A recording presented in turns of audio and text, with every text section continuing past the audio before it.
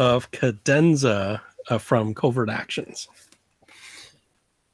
So you guys get woken up early in the morning, and you're called to go to Sentry House, which is the headquarters for MI6. This is the one that they have until later, like I think maybe 30 years from now. The new one is the one you see in the James Bond movie, but this is the original one before they moved to their new building. Their new building is near Vauxhall, but this is the old one. And the person that called you is Dan Vasadine, which you've met before in your very first mission in Puddles Become Lakes. So you meet him at 5 a.m. on Friday, July 19th. You come into the headquarters, and he goes, sorry about the early hour, but something has come up. There's a base, RAF Akrotiri. It's in Cyprus. The base is in lockdown. Musgrave, who is second command at that base, reported that a technician named Fredericks on duty at the number station was assaulted just after midnight local time last night. Number station is where they broadcast on a loop some code, like random numbers and stuff, which agents out in the field could decode and get their messages from. So that's what a number station is. They send it out in shortwave radio across parts of other people's countries, right? So the electrical systems on the base subsequently have gone haywire. Also, Musgrave admitted to SIS in confidence that he has been caught in a honey trap, and only SIS knows about this, and no one else on the base needs to know.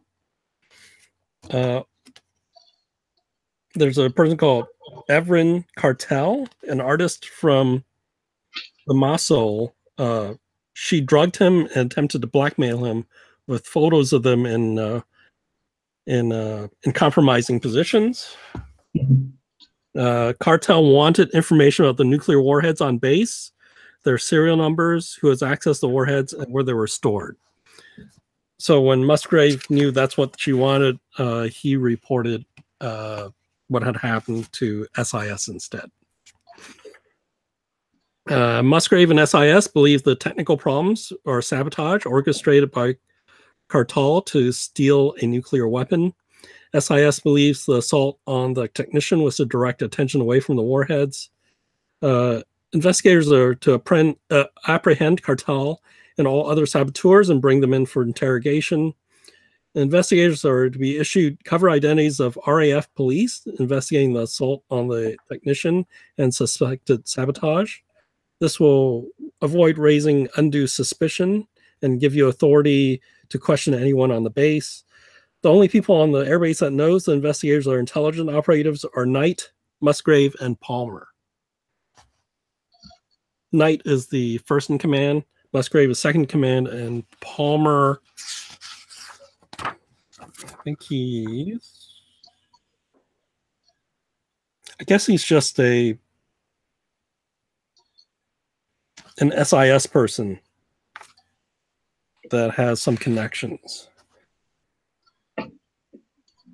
And the real RAF police have been assigned guard duties, so as the base is under lockdown, so they will have no contact with investigators and will not impede your investigation.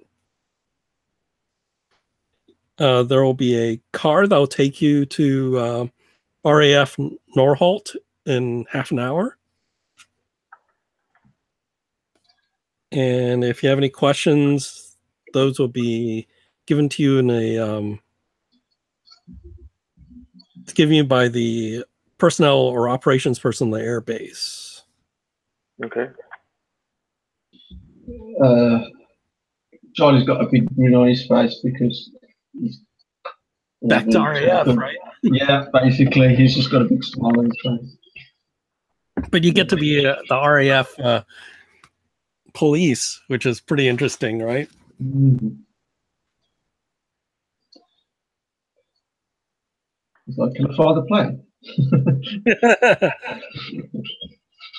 No, somebody else will fly you over there. So, but you have about 20 minutes or so from now before a car comes picks you up. Will we be allowed to be armed? They will issue you standard issue sidearm. When you get to the airbase, somebody will hand you your cover ID and uniforms.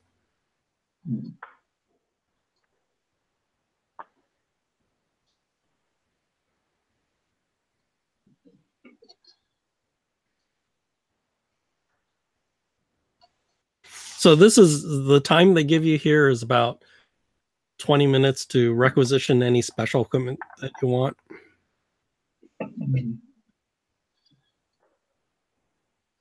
Otherwise, you'll just go there. They'll give you your uniforms, your ID, and your standard issue weapon.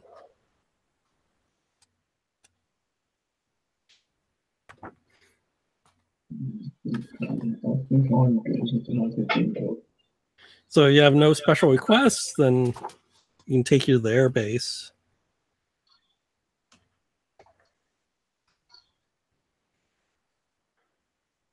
Unless you guys need anything. I don't think so. Okay. Yeah, I think it should be good. Okay. So the car picks you up. It takes an hour drive to go to from Sentry House to RAF Northolt in West London. When you arrive, actually, a Section 46 SIS operative that you know is waiting for you. She hands you your RAF uniform, sidearms, and an envelope containing your credentials and ID, and then a special envelope that they'll probably give to Percival. And it just has the letter N on the outside of the envelope. And if you go to the handouts and on the website and go to the very bottom, I have a copy of the handout there. It's written on rice paper. They assume after you read this and memorized it, you're going to destroy it. Eat the evidence. Eat the evidence. Handout. Okay, so it's all at the bottom. Yeah, it's on the bottom of the handouts. Signed by N, right? Mm-hmm. Okay.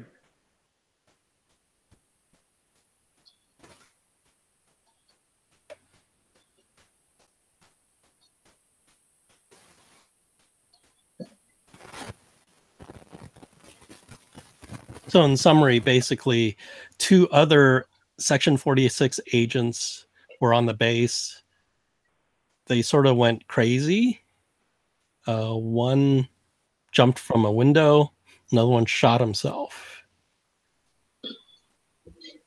I'll turn to the others and say the last time we encountered a radio broadcasting that was doing weird things with people's heads. If my friend Charles was here, he would confirm this with me. Me and him were in a mansion and found one of these radios that was, it wasn't right, put it that way.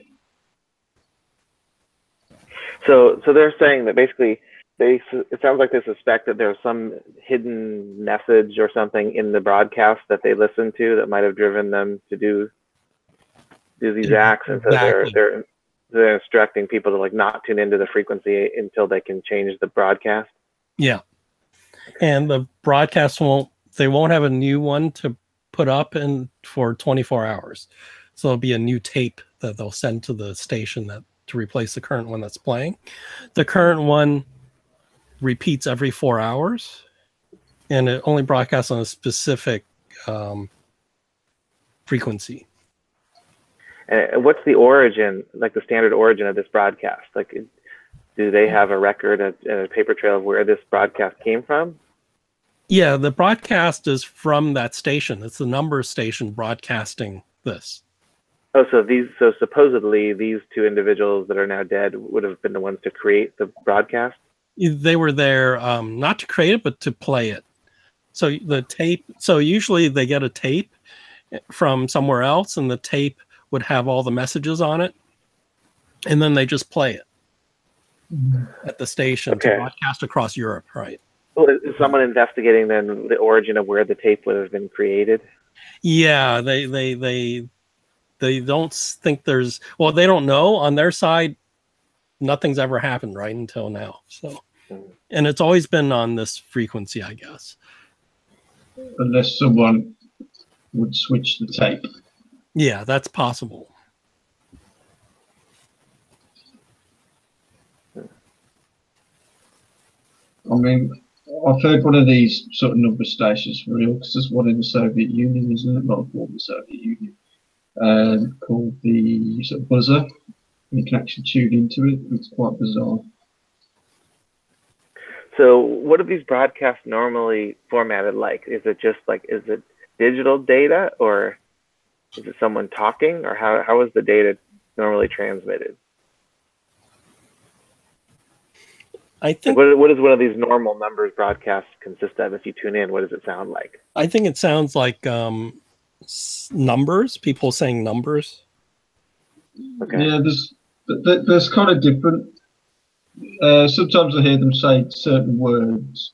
Yeah, certain words. Numbers. Yeah. Because they're code words or code numbers, and then whoever it's supposed to be addressed to, they have a code book which they use to decode to figure out what it is. Okay. So here's what I'd like to get equipment-wise then.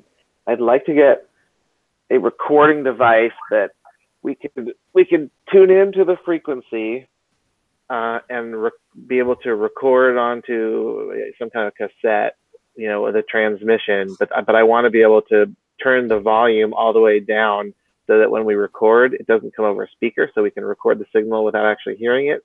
And then I want to have the ability to, like, an oscilloscope to when I play back the tape with the volume all the way down, I can see on the oscilloscope the waves, what kind of sound and decibels and patterns. And then I also want to be able to have a reverse function where I could play the tape back in reverse. Okay, so the issue is you're now at the air base and the plane's ready to take off. Okay. And the only thing the Section 46 agent says is there's probably equipment on the base for that, but they can arrange maybe the next flight. They'll send you the stuff if you want. Okay. Yeah. Just in case we can't find it, get the stuff, you know, moving on this end, and then I can always turn it off if we can obtain it on the base. But she does say that on the flight over, while you're on the Hercules C1 transport, there are radio equipment there that can tune into the frequency if you want. Yeah, but I don't think we want to just listen to it. I think we would need to do some analysis first rather than just listen to the thing. Nah, come on. What's the worst that can happen? What could go wrong? What could go wrong? 2 people committed suicide. What could go wrong? I mean, listening to radio transmissions, that went so well for us during our first mission. Yeah. I've actually put a link into the chat box about the UV, you know, the actual one that you can actually hear for real. UVB76, nicknamed the buzzer.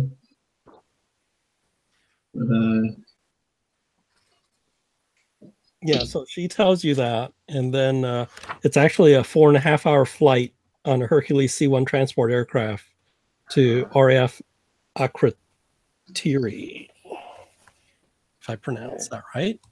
And how often does the signal repeats? I mean, so basically, is it constant playing? Yeah, it constant plays, and every 4 hours it repeats. Okay. So there's constant emissions from that tower of the signal then. Yeah, and the reason they repeat is in case some agents missed a part of it, they can re-listen and then catch the part they missed.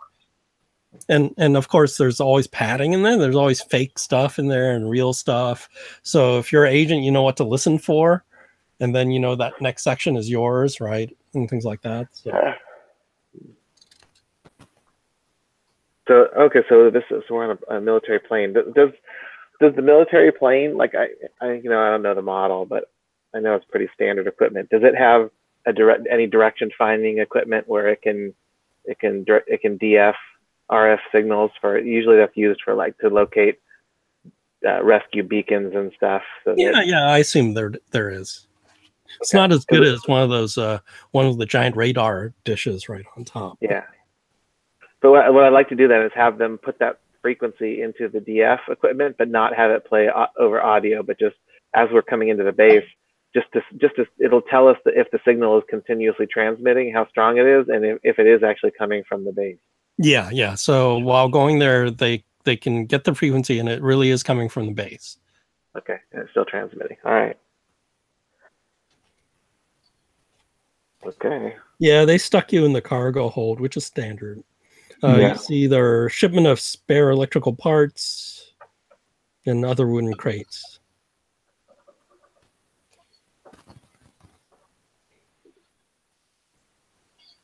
And let's see. Wow, it's hot when you reach there. It's 106 degrees Nice. Fahrenheit, 41 degrees centigrade. And where's the time? I know that you reached it there in the early morning. They had the hour here. Oh, noon local time is when the flight arrives. So as the plane arrives, as you're flying in, I think I have a picture of Cyprus here somewhere. Ah, there it is. There's Cyprus. The base is on the bottom, the southern tip. There's a weird salt lake near the base. And the base is, I think, fenced off from the rest of the island. And as your plane arrives, suddenly there's a system-wide power failure on the plane. So the engine's cut out. And the plane loses power, and you all have to make sand checks. Can I get a bonus dice because I went through World War II doing this time.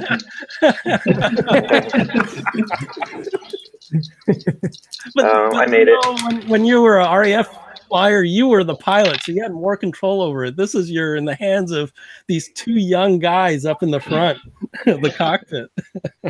Thankfully, I passed. So you passed it, you lose nothing. Yeah, I passed as well. Yeah, I passed too.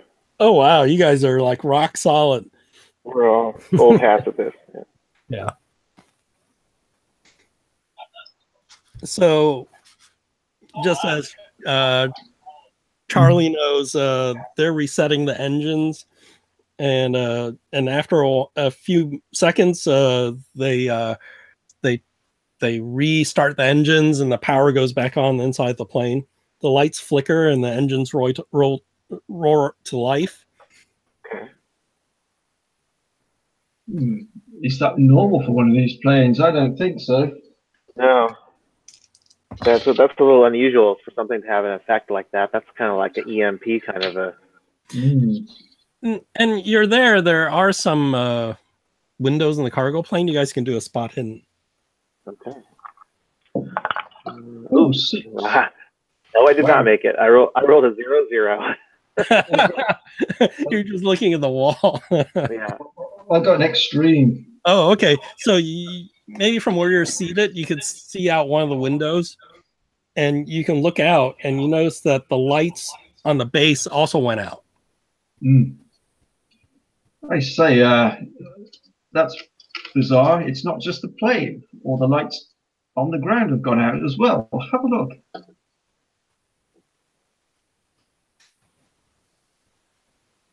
And then soon after, the plane lands on the runway. I might see if it's possible to go to the pilots just to see what actually happened. Ask them what actually happened. Yeah, they look at you and they go, well, I don't know, maybe it was an electrical fault, but they restarted everything and everything's fine. Yes, but didn't you notice the runway lights go out as well?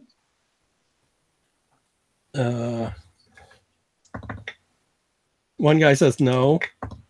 Another guy says, well, I mean, in this bright light in the summer, maybe, I don't know, but everything's fine now. Has this happened before? No. And As you did look he see? out, I was going to ask him. Did he see when he was looking outside? Did he see all the other lights on the base fail or have similar fluctuations? yeah, so you see a whole bunch of lights on the base fail, and then there's some that are starting back up again. I guess everybody doing our spot hidden. 15. 8. That'll do that time. I got a hard success. Yeah, mine was a extreme success. Oh, okay. So did Charlie see anything, or? I failed that one. Okay, so maybe looking out. So Percival and Jack, you're looking out the same window, and you see on the ground there's somebody trying to work on a loudspeaker outside of an aircraft hangar, and then she gets electrocuted and thrown from the ladder she's on out on the runway. That sucks. That's not. I'll let the pilot know so they can radio it in to the tower for medics to come out. And yeah, and then the plane taxis and slows down and parks. And then you see there's a Jeep on the runway waiting for you guys. And there's these two guys. These two guys waiting for you.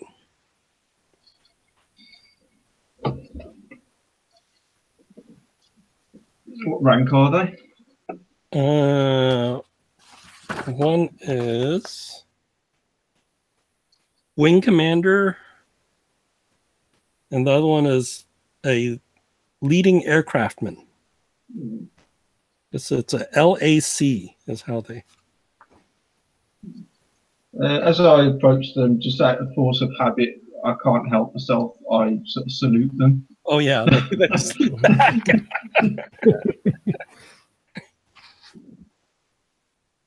And the one with the mustache comes up and he says he's Musgrave. He's Wing Commander Thomas Musgrave. He's in second command. Hello there, Mr. Musgrave. Pleased to meet you. Yes, come aboard or we're going to drive to Station HQ. And I'm going to take you to see Knight, who's the group captain and base commander. Excellent. I can't help but notice that you had some power outages. Is that something that happens quite often here? Well, we think that has something to do with the sabotage that's going on. I just find it rather strange that it happened on our plane as we were coming into land. Do you think the Soviets are using some kind of electromagnetic device, or? Because, I don't know. I hope not, because I don't know. We'll see. We're really concerned about the sabotage and what this really means. Are you experiencing frequent events similar to this?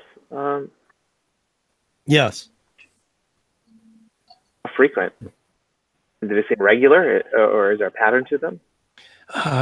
Well, we've been so busy taking care of all the emergencies, we haven't really quite decided to see if there's a pattern. I mean, all these things happen so suddenly and in such a random manner.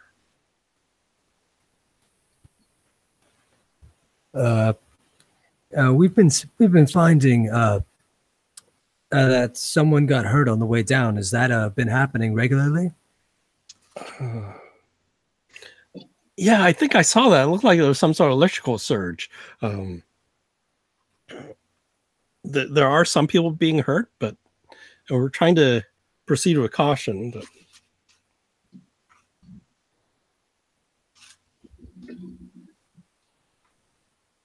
So I think all of this is some sort of plot.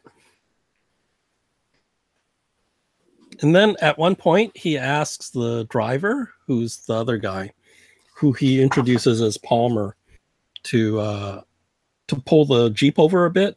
And then he asks Palmer to go have a smoke. And Palmer gets a hint and then walks away out of earshot. And then he turns to you guys, Musgrave, and he says, I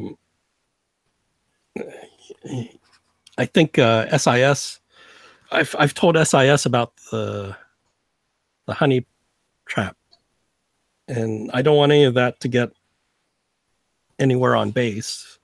And I have passed no information to this cartel. But here's a picture of her. So he hands you a picture. It's a Polaroid. Mm. And he says, I also gave you this address. It's the Marina Bar Cafe. He used to meet her there, and he's hoping that somebody at the cafe can recognize her and direct you to where she might be. He also tells you he's secured 24-hour passes for you to leave the base. He'll get the passes from Knight. But Knight has these passes at SHQ, Station HQ. She looks quite the James Bond femme fatale, doesn't she? No doubt. So then after he tells you this, he waves Palmer back to the Jeep, and Palmer gets back in the Jeep to drive you to Station HQ. When you get to Station HQ, I think I have the picture. You will meet Knight. Here's the base commander. They all have mustaches. I was going to say, when you put the picture up, I'm just like, are you sure this is not Charlie? Yeah, you know, everybody else. Look, all your characters have mustaches too. Exactly. Well, like I said, maybe it's a good thing I didn't play Charles, because Charles looks a bit like Musgrave. How do you know I'm a British spy? You all look the same. Exactly. It's the same way you could spot a Russian spy if they're not a bear on a unicycle. Like that's. So you go to they take you to Knight's office. He greets all of you. Then he goes, yeah, Whitehall indicates an invasion by Turkish forces is imminent here in Cyprus. When this happens, the nuclear bombers and the warheads are to leave base as soon as possible. We are planning to evacuate the civilian personnel and service families from Limassol if a conflict breaks out, and the base will handle refugees seeking shelter on the sovereign base in such an event.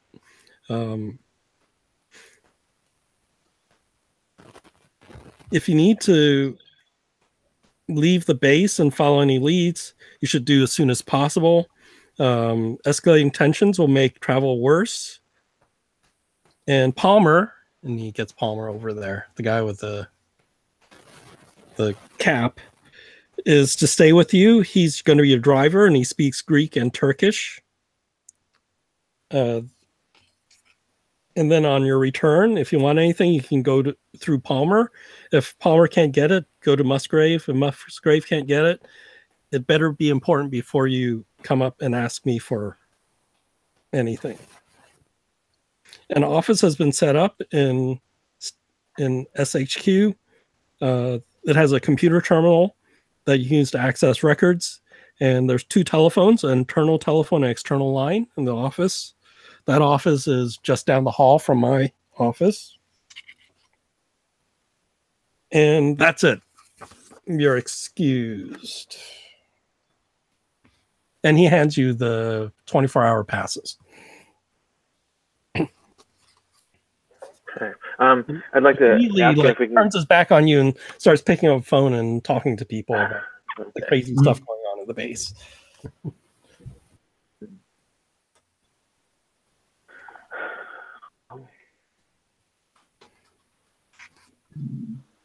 I wonder, do you guys suspect maybe this honeypot was the origination of the message? It's possible. I mean, I take it all this started after, after she started blackmailing him. Yeah.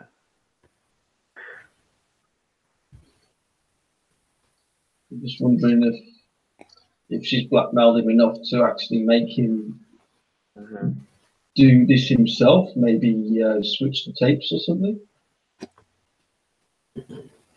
How far would he be willing to go? I mean, we don't know what's in those photos. Well, I figure if we can get her to sit down and talk with us, I might be able to persuade something out of her.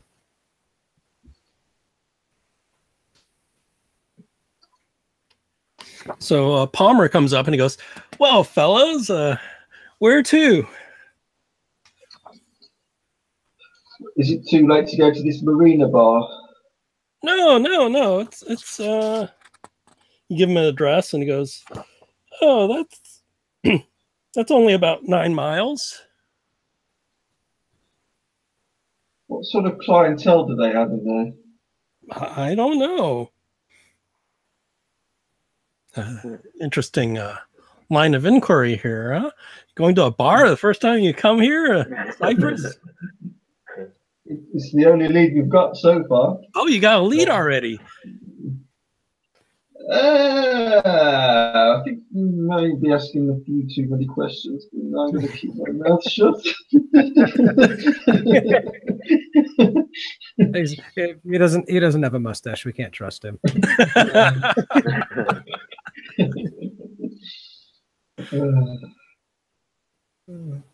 You just drive us around and you leave everything else to us.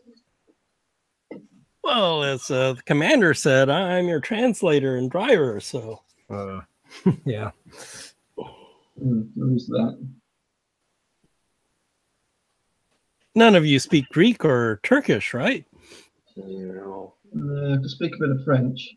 That's about it. Yeah, that won't do too well. I think you're stuck with me.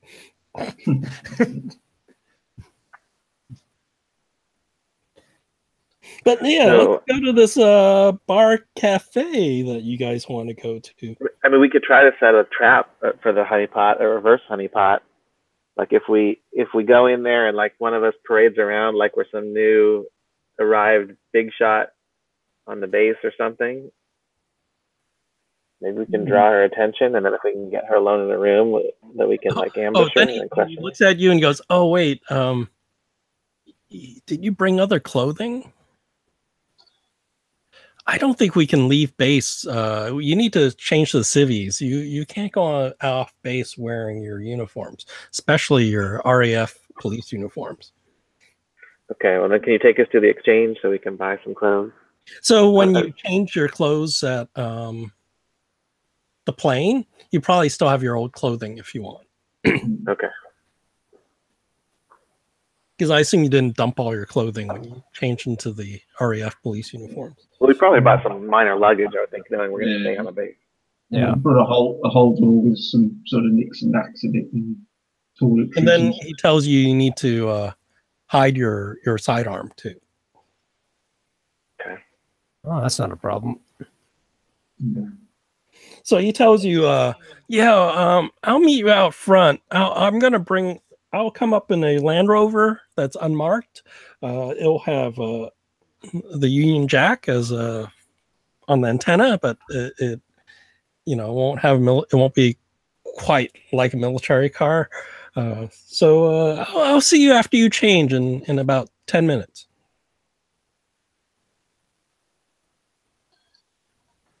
Okay.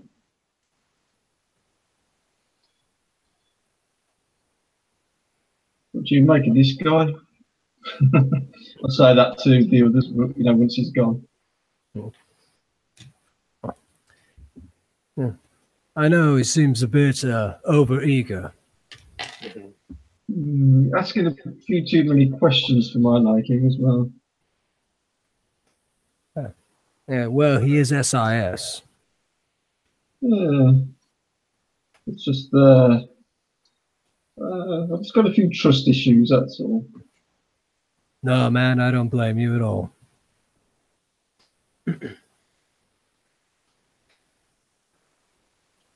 So, and about after you change, you go out. He's driven up in a white Land Rover and tells you that the bar cafe is only about 9 miles from where you are. It'll take about 20 minutes. And as he drives you out through the gate, right? And they check your pass, your 24-hour pass. And then it takes you along the Salt Lake. There's a Salt Lake he drives by.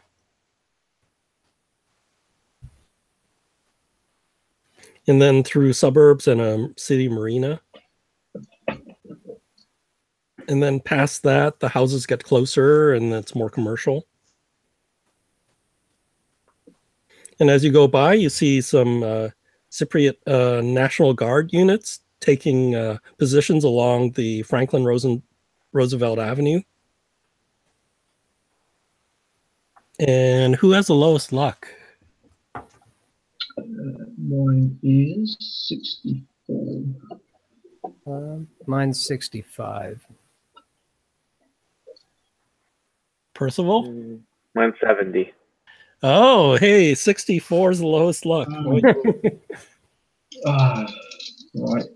Come on, dice, don't fail me now. Oh, 40. Cool. Oh, okay. So you guys just drive right through. You notice the city is a little bit, I don't know, I doubt you've been to Cyprus before, but their vibe is really definitely a little bit nervous. There's armed soldiers watching traffic pass by, but nobody stops your vehicle at all. Okay. Let's ask Partner, why the atmosphere in the air? Oh, he goes, well, politics.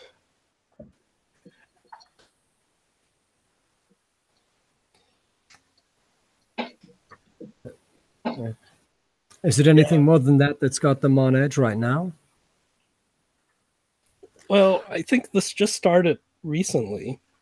It used to be a little bit more quieter.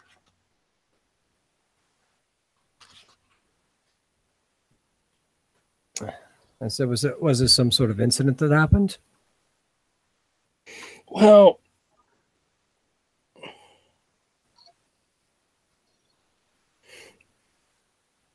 the military junta in Greece ordered the Cypriot National Guard to dispose of President Archbishop Markios III.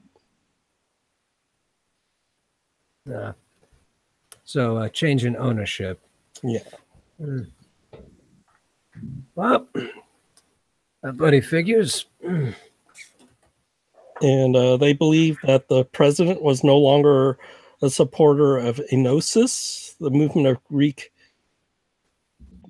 communities outside Greece to incorporate homeland into the wider Greek state, and he was potentially a communist sympathizer.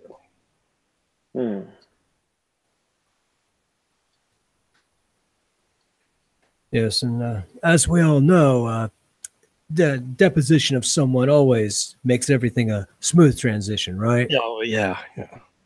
Yes. But, this new guy they put in, Nico Samson, he's pro-Greek, very anti-Turk. Oh, so I'm sure the Turks love him. Oh, yes.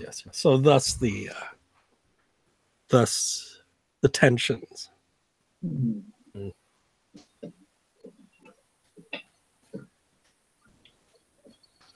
And now the Turkish government is demanding that Samson must step down.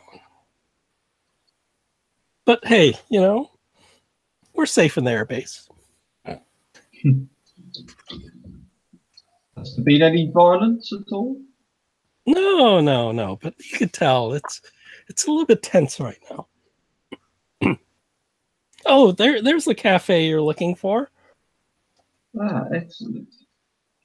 Who's the youngest out of the three of us? Just wondering if we're going to try this. It looks like your new guy. So if you want to have a go doing that Jack is the youngest looking guy. Yeah, Jack is 37. Because maybe me and myself and what's your character called again, Dave? Percival. That's it, Percival.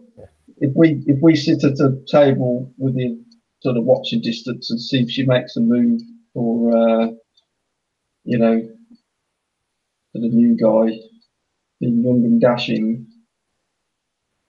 Yeah, if she's a honeypot, she's not going to go for the young dashing guy. She's going to go for the old guy that in no way in hell would ever get that kind of attention. True, I suppose. So you notice this is like a like a warehouse district, and there's the bar there.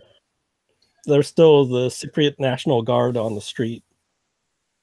From where you are, you can tell the bar doesn't look very busy. It looks actually pretty much empty. Okay. There's a awning with outdoor seating. You don't see that many people outside.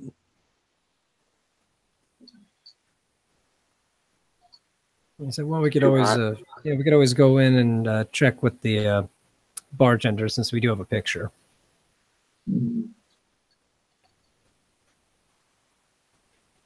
So you walk in. Notice there's a nice breeze coming in from outside. The bar is well stocked. Looks like local labels, most of the alcohol. The seats are worn. The inside needs a little bit of updating. You see only one or two people in the bar. They're just sort of sitting by themselves drinking. You don't see that woman. You do see a bartender. You can smell some food being cooked in the kitchen. And there's an 8-year-old girl doodling in a coloring book at the end of the bar. Honeypot. Yeah. For some people.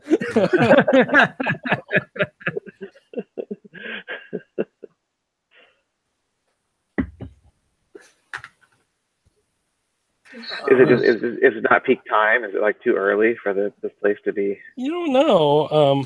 The Palmer who's with you says hello in, let's see, I think in Greek. So we get a drink and maybe stay here a while and see what happens, and maybe talk to the barkeep. You know what barkeeps are like; they hear all the gossip.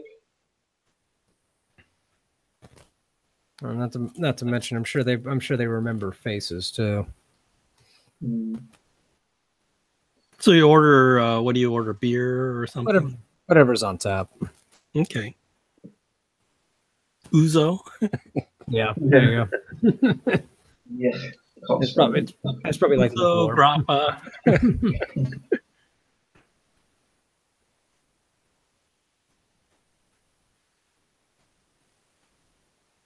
Yeah, he serves. The bartender pours her drinks. All right, and let's have our translator ask him. Yeah, is it always this busy? He goes, oh no, not since the trouble started. And like I said, the military crackdown just killed all your business. Yeah, everybody's afraid. They talk about war. Isn't that the best time to get drunk? He looks at those two customers. Apparently not.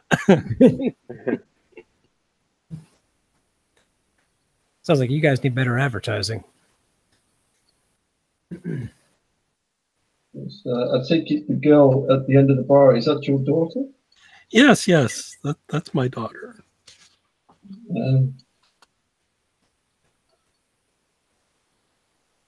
She helps you out here, I take it. Oh no, she's just there to stay out of trouble. I can keep my eye on her. What, does she normally get into trouble? No. Good. She's a good girl. So yeah, so do you want any food? We have kitchen. My wife cook very good food. Dolly kebabs all around? It's all kebabs and pita bread. Yeah, so he yells back for some of your orders back to the back of the house, right? I'll ask him to get, I don't know, like a. Well, I'll ask his sort of permission first. I'll say, is it okay if I buy you and your daughter a drink? He goes, "Oh, for her, soft drink, yes." Oh yes, of course. And then I just want to take it over to her and, just to be polite, but just,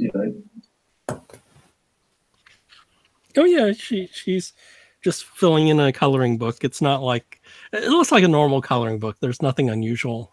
It's not like some other adventures where the coloring book is like dark young or something like that. She's not coloring in a giant spiral with the color yellow around it. No. So that one in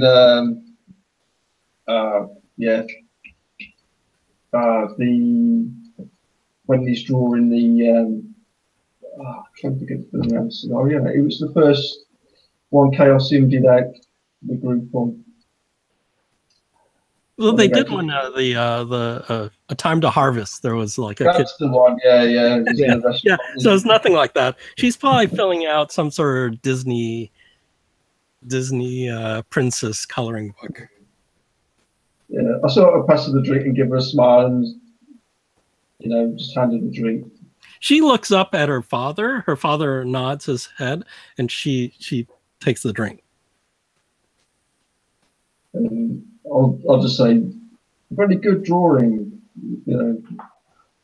You've actually kept in the lines. Well done. Yeah, she just smiles at you like she doesn't know what you're saying.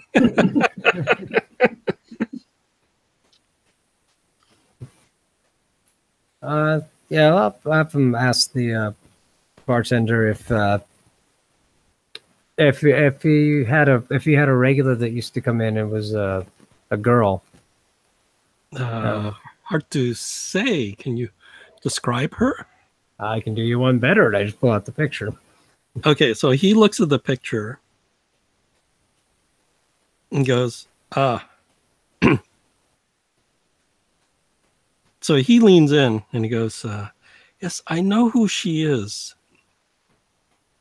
I have seen her with a man rumored to have connections with criminal underworld. And could you describe the man? Then he goes, well, I can tell you who he is, but I fear for my family safety if word comes back that I have disclosed this information. As you can tell, the times here are not safe. You can trust us to keep it safe. Believe me, we don't want anyone getting hurt. Well, I'm more concerned for the safety of me and my family. Since I could tell you work for the base, the RAF base. Yes, that's very correct.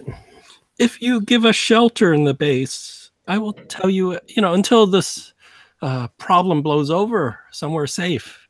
As you can tell, I have not much business here. It's easy for me to close the shop for a day or two until everything's safe again. If you can have a place for the safety for my family and I will tell you what I know. Again, I'll kind of talk to Palmer and say, yeah, can you arrange that? Palmer goes, he smiles. He goes, oh, yeah, I could do that. Yeah. Okay. I said, okay, there shouldn't be any problems doing that. So you can go ahead and tell me what you know, and you have our word that you'll be safe, and your family will be safe as well. He goes. So he says, that woman, her name is Bersian Uzin.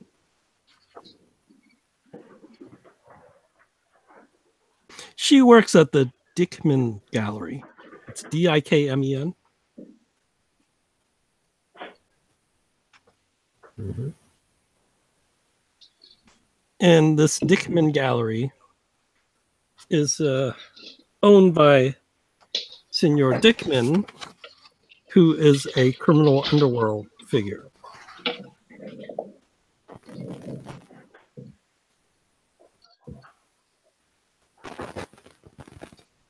And he tells you the Dickman Gallery. It's just a mile away from the cafe here. What do they actually? Is it like a museum or? It's an art gallery. They sell artifacts of art.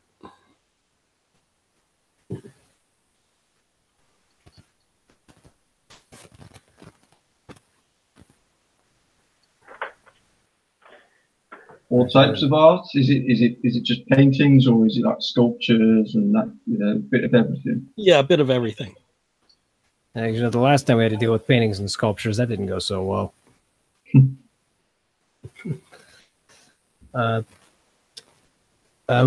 Would you happen to know if she's would be there right now?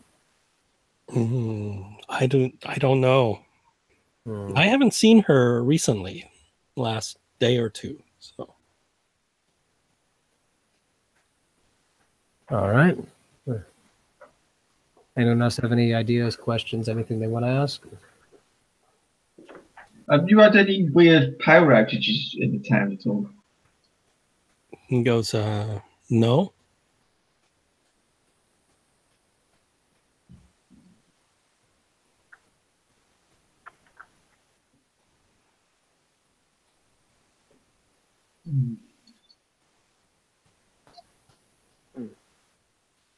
The gallery, do you know, you say this guy is part of the criminal underworld. Do you know what kind of thugs he might have, or has he got is it a big organization, or what can we expect? Dickman, people know he hurts people, He definitely criminal.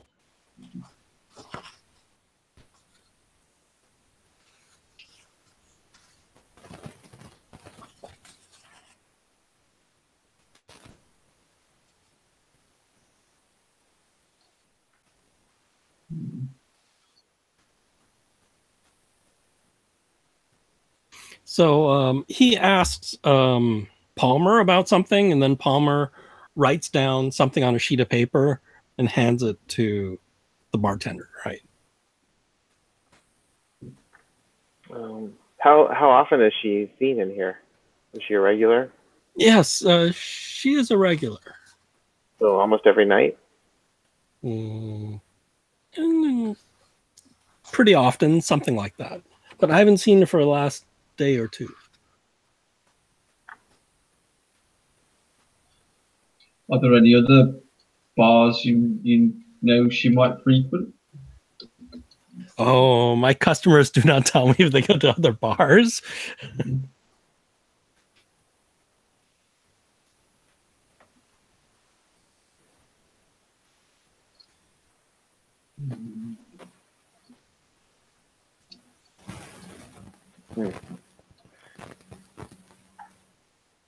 Are there any other bars in town that you know of?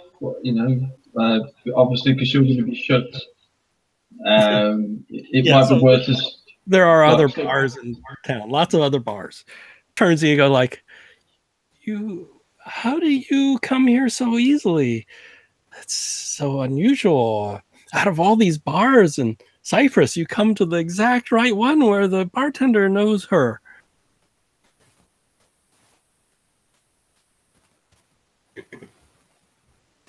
You get stunned silence.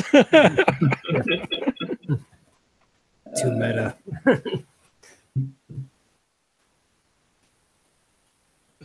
Oh, cat got your tongue? Look! I'm sticking my I offer my I'm offering to smuggle his family onto base, and you're not going to tell me? Who's saying this? Sorry, is this Palmer. Palmer. Oh, right, okay. Palmer, at the moment, all you need to do is just drive us around and translate for us. No, but we're partners, right? I'm helping you here. I mean, what if he goes to the gate and they call me and I say, I don't know who he is? Then there's this big kerfuffle about everything. I mean, we're friends, right? If we're friends, then, I help them, you help me.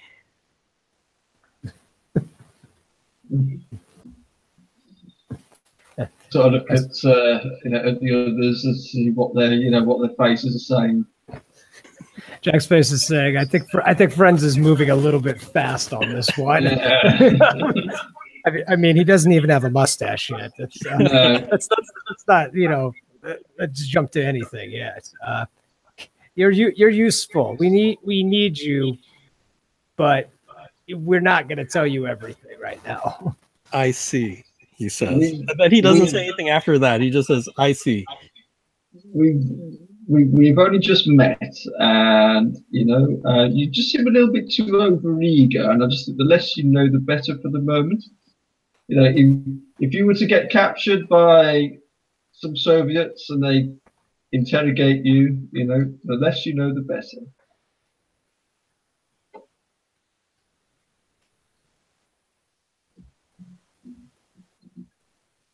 And then you have this back and forth.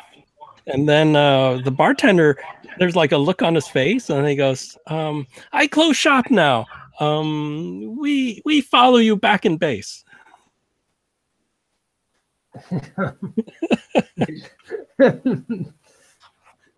Is there enough for them to drive in the Land Rover with us? Because they're quite spacious.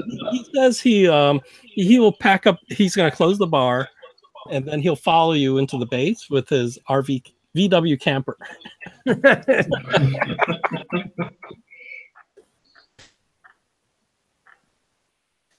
All right. Yeah, we should probably get him back there sooner rather than later. Yeah, I think we probably should just go on base and investigate the deaths. Yeah. Yeah, we should probably go there and gear up before we hit that art gallery and everything, because we also need to get more information on this very bad man. Okay, so you're gonna head back. Okay, who has the lowest luck? The same, 64. Roll your luck. Come on.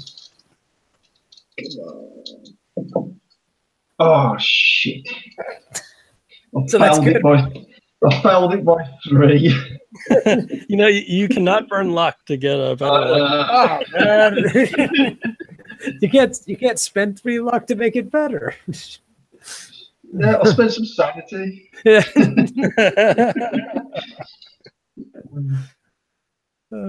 So as you head back, right ahead of you, there's a Cypriot National Guard vehicle. It's a truck, and then suddenly it explodes. Like you're not sure what happens, but do you guys have? Oh, what's the skill? I have to think of the right appropriate skill. I'm wondering some sort of skill that could tell you what had happened to the truck ahead of you. Like, the possibilities, mechanical, some kind of mechanical. Sort of demolitions, maybe. Yeah, demolitions or demolitions. I have demolitions at 20%. Yeah. I've only got like electronics, electrical repair, operate heavy machinery, mechanical repair. Maybe even tradecraft might work too. That's a little bit higher, which is fine. Yeah, I have tradecrafts and at a decent thing. So I have pretty good tradecraft actually. I've got 51 tradecraft. Okay, I succeeded. It's a hard success, 32 out of 75. I failed.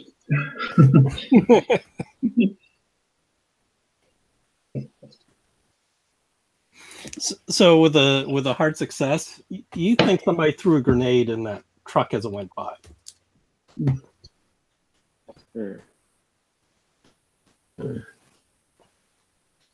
And from the size of the explosion and the damage, you're pretty certain it was a grenade. It's not like an RPG or like a bomb that was stuck underneath or a mine. It's like it's smaller than that. You figure out it's like somebody threw a hand grenade.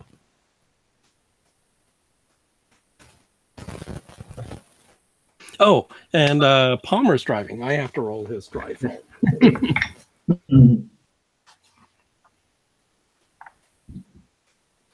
She just got one. Oh, he made a drive roll. So he actually pulls off, and then slows down the truck, and then as you drive by slowly past this exploded truck, he then speeds up and drives away. Did the RV make it? Oh, yeah, and then the van behind you guys. Yeah, I think, yeah. This was more in case if I blew his roll, then you might have run into the car in front of you. So. But yeah, you get back to the base, and then when you get there, you show your passes, right? And then Palmer talks to the guard there.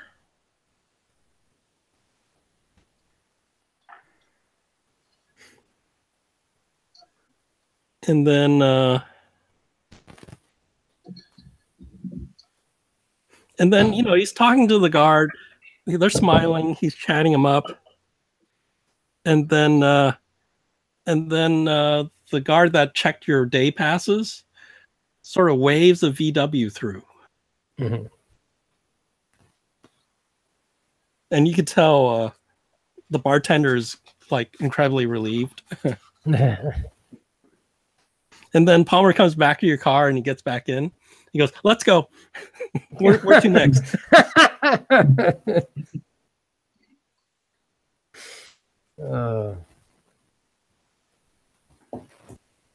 I said, seems like he really doesn't like being on base very much. So we're going to do a bit of investigating on the base.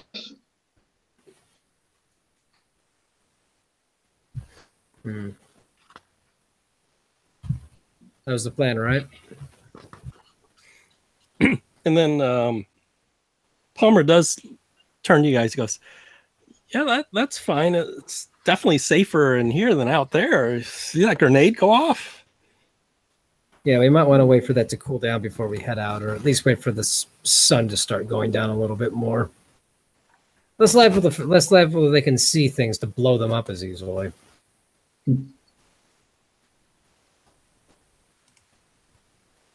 Let me We have Is that happening often, or is that like something rather new that's happened suddenly just doing that?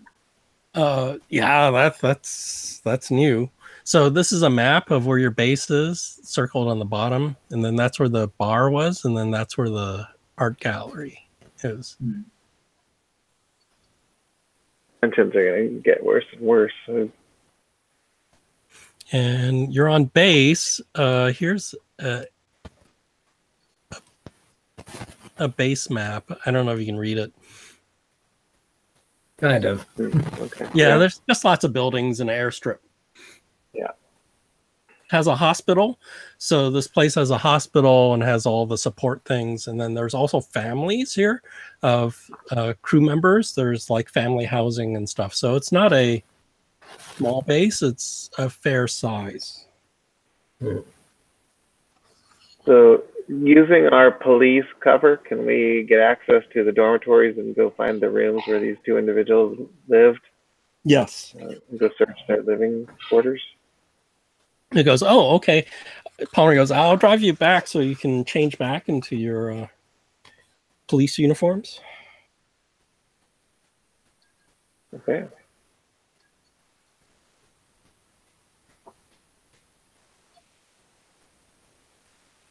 So where do you want to go? Yeah, let's go check their rooms. So this is about, let's see, 1, 2. It's about 2 p.m.-ish right now. Whose room do you want to check? Let's start with Oh, the 2 dead guys. the dead guys. Yeah, so you go to their rooms.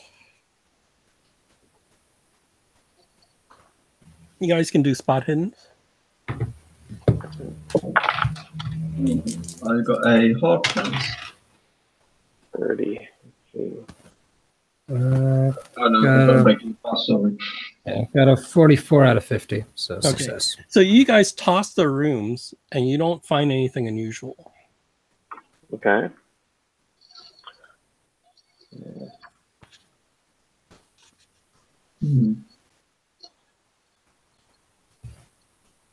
All right. Let's go to the post office and see if they have anything in their mailboxes.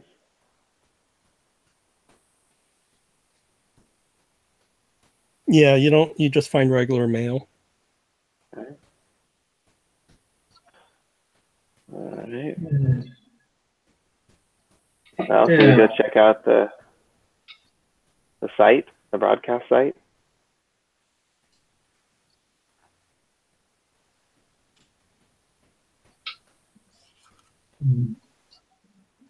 And is this airbase powered by its own power supply, or is it? I assume it's both. I assume it has generators for backup, and then it's also tapped into the island's power supply. So it might be worth just checking that out as well, maybe. But where the power is brought in from an external source as well as its internal.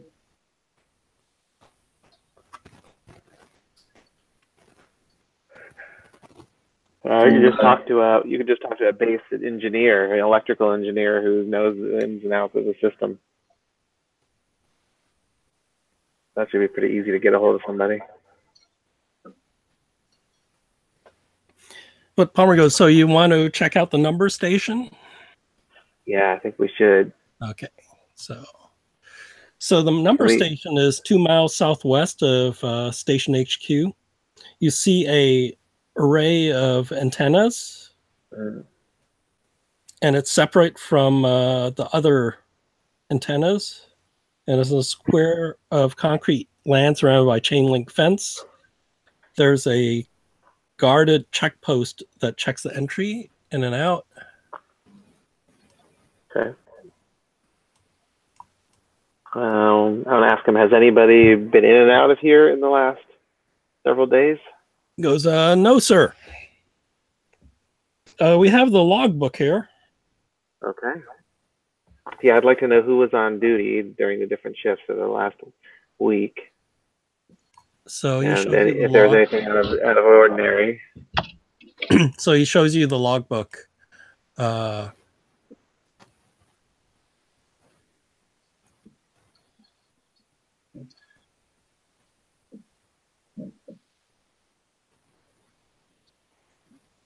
He goes,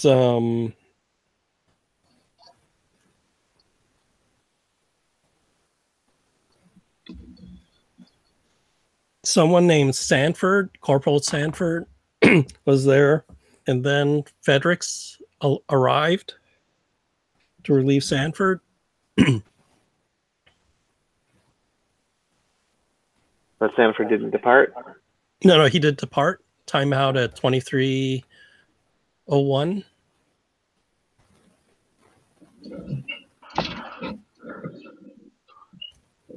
And then he hasn't been back since. And then at 0013, Sergeant Emma Howland came and visited, and she was still there. How many different names work the site? There's other names too, so that go back. Were you on duty at the time when these people came in and out?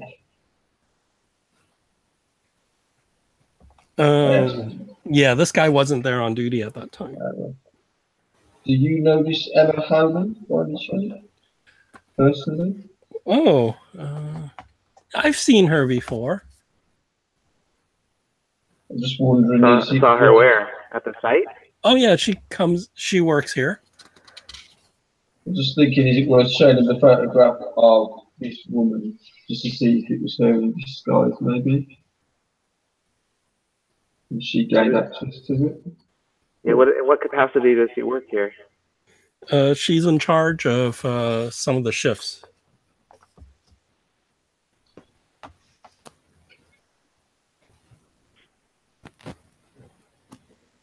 She is RAF intelligence.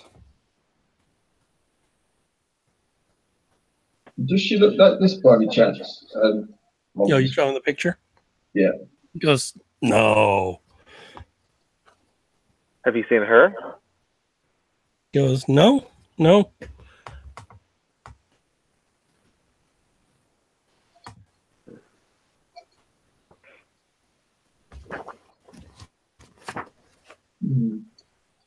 And he goes, yeah, Fredericks, he's still in infirmary.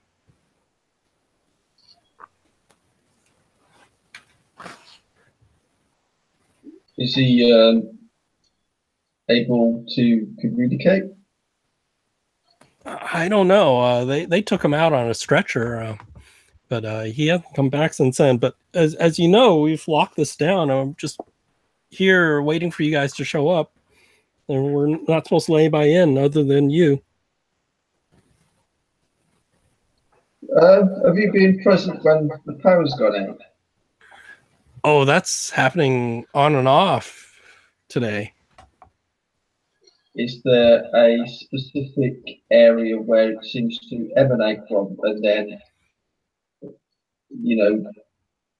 it starts off in one place and then spreads outwards from? Is there a specific That's probably beyond my pay grade, sir.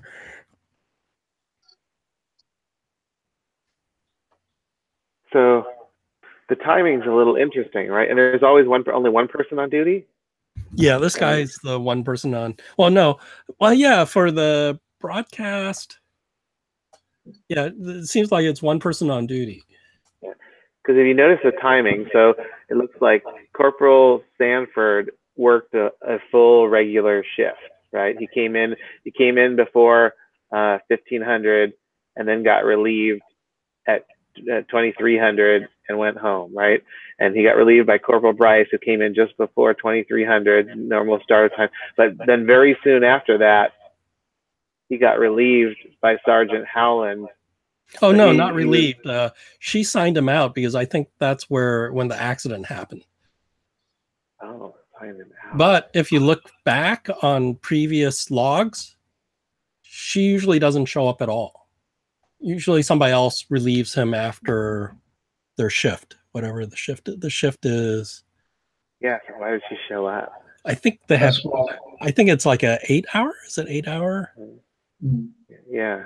Yeah, So- after so- 8 hour shift, Bryce Fredericks will be relieved. So her showing up is unusual. You do spot that. Yeah, that's why I think it might be our target in disguise. She's got hold of this woman's past or something.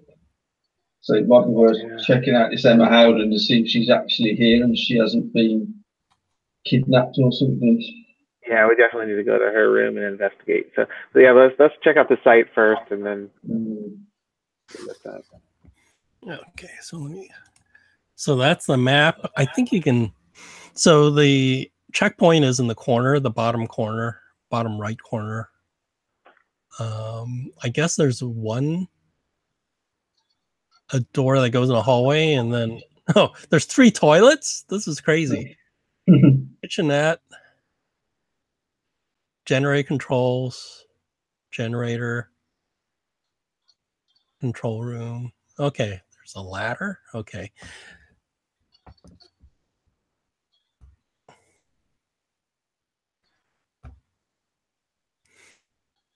In the control room, basically it's a reel-to-reel tapes they stick up. Those big reel-to-reel tapes I usually see.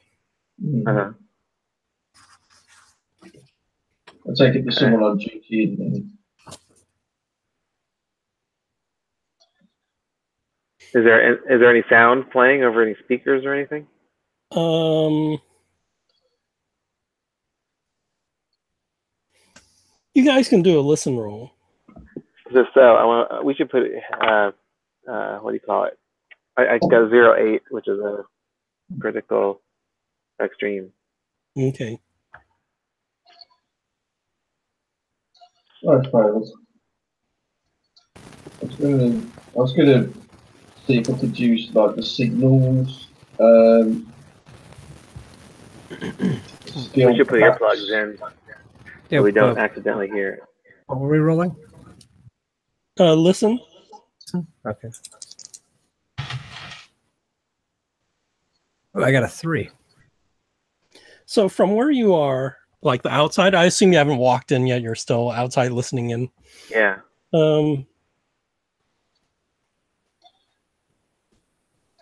You hear Like through the door. You hear the tape reel spinning. Uh-huh. Like it's still broadcasting, but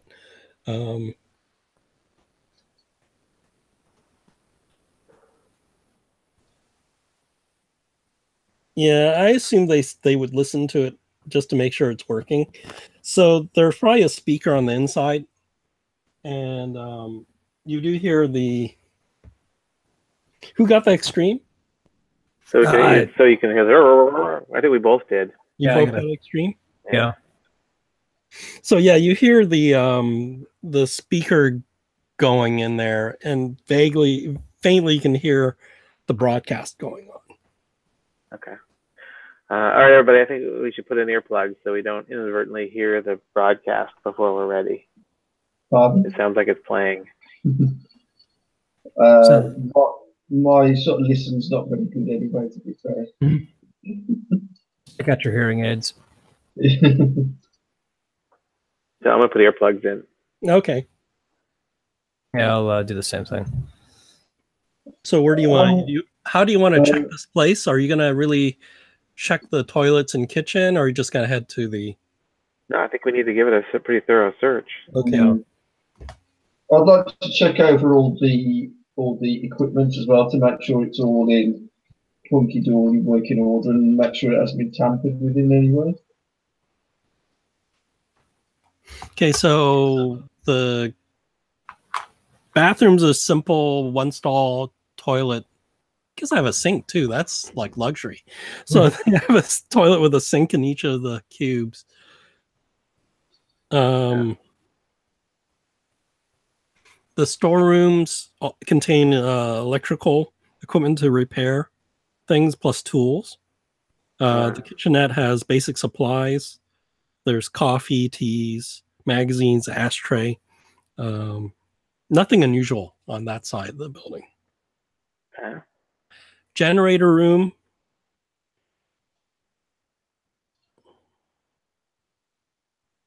So you can tell it has a generator room, but the generator is not kicked off. It's still using power from the base. What's the fuel level on the generator? Is it full? Like it hasn't been run at all? Yeah, it hasn't really run at all. All right. So it's like a sort of backup generator for when the power goes out. Yeah, so you can roll your electrical. Oh, for flip's sake. 89. Oh. Yeah, that's a fine. So you're looking at it and you're like, you don't see where the cabling is, but you figure it's pulling, it's the generator's not running, but the thing's still broadcasting.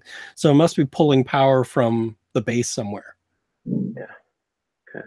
But you haven't quite located the cable, but you're looking around. You know there's a cable somewhere, but you don't see it. Could I push the look by putting on my spectacles? Sure. For a better look. Oh, my electronics is quite high and I can't believe it. Bloody I still failed it. It was lower, but I still failed But you pushed. So you're like looking and looking. So let's just assume you're going to take more time. You're like looking and like, maybe this isn't being powered. This is even freakier than you thought.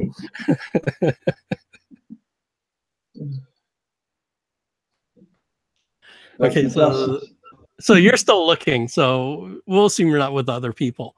5, control room. So you go into the number 6, which is the control room. On the wall are panels with dials, levers, gauges. Some of them are scorched, like there's electrical fire. In the corner is a safe, and it's closed. Okay. There's a ladder inspection hatch that leads to the roof. And then there's 3 pairs of reel-to-reel tapes on the other wall. They're marked A1, A2, B1, B2, C1, and C3. And they're currently spinning? Yeah. Or I think just one spinning, the other 2 aren't. So what happens is they play one until it finishes, and then they, as it's rewinding, it plays another tape. Right. So they take turns rewinding and stuff. Okay. Is there an obvious control to stop the playback?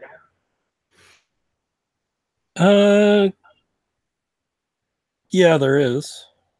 You'll 8? figure it out, or call Charlie over here, and he could probably tell you. What's number 8 on the map? What does that say? Ladder. That's a ladder that goes to the ladder up. Okay. 9. And then there's a 10, but I don't see a 10 on the map. Oh, 10 down there. What's that?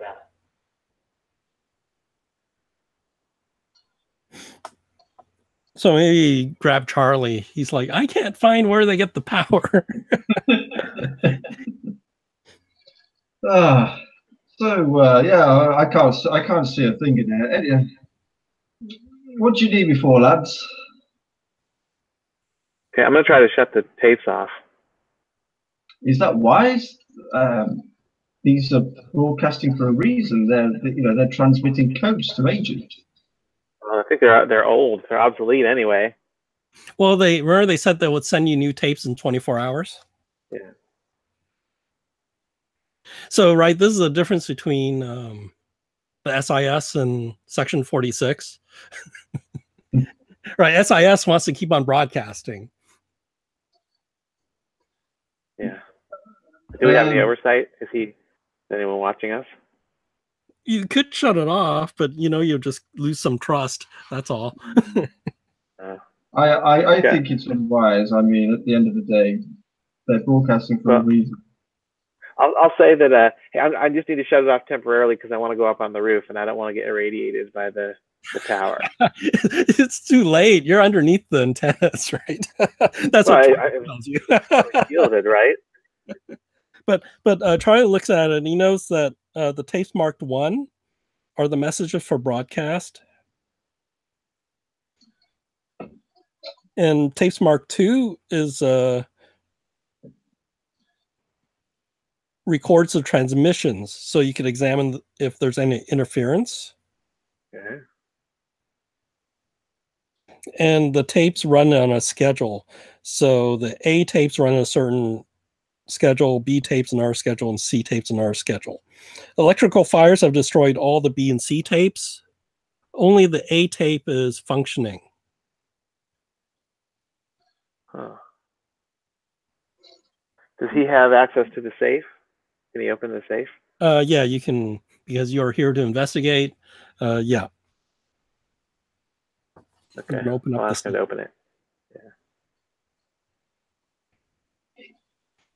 In the safe are more tapes. What And do they there mark? Huh? What do they mark? They're more tapes, but they're older tapes. So if you look at them, they're like from they're marked to be destroyed, right? Are there any from the period where those guys threw themselves off the building? That's the one that's being played right now. Ah, right. Okay. All right. Well, let's go up on the top of the building and investigate.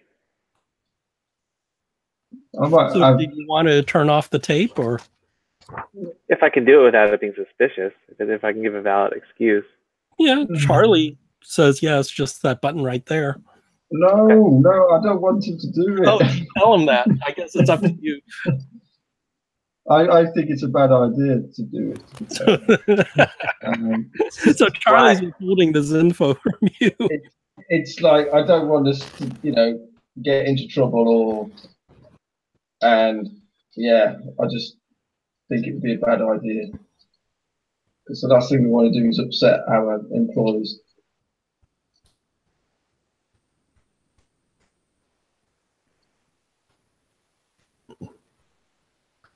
Yeah, I'll go up on the roof. Without turning off the tape? Sure. Okay. Yeah, you go up on the roof. You don't see anything unusual up there. Okay. As the tape's running, can we actually hear it, or do you have to put earphones on to hear it? Or no, it was on a speaker, but Percival asked everybody to put on like earplugs. You can just pull your earplugs out if you want. Because I didn't say that I'd put earplugs. Oh, okay. So do a listen roll then. Nope, I've got a really low listen. Oh, old ears. Yeah, he's an old man, so. So how long do you want to listen to this? If there's earphones, there probably are earphones too. Yeah, I'll put some earphones on and just to hear what is actually being broadcast. Would my signals skill be able to learn something from this at all, or of what's being broadcast? Yeah, just so there are blocks of stuff on the thing, so I just want to know how long you're listening to this. I'll listen to it for, say, a minute. So the 1 minute you're listening to it, you basically just hear the standard, what you expect, like code words and numbers and some random words that probably aren't code words, but you don't know which ones are code words and which ones aren't. Yeah.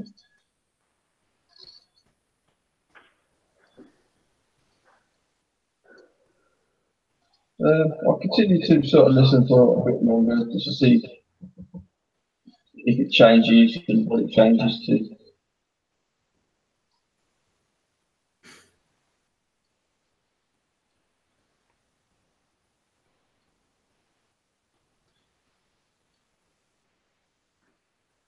So, yeah, you're listening to the broadcast, and how long are you going to listen? Just till I hear it change to a different kind of code word or something. Say Okay. 1 more minute, and Yeah, so you keep on listening, and it's just these code words, right? But you know the loop is 4 hours, so it'll be different for 4 hours, and then it'll repeat. I'll continue to listen to it whilst the others are on the roof. Okay. And I'll investigate those scorch marks whilst I've got the earphones on, just to see if I can make head nor tail of those. Yeah, it looks like some equipment caught on fire, and then some people actually use fire extinguisher equipment on it. Could I use electronics to see what maybe caused the fire? As in, Yeah. if it's like a electrical surge or that regular path. Yeah, you think from some of it being melted and stuff, it was electrical surge. Maybe similar to what happened to the lady that was up on the ladder when you guys arrived on the landing strip.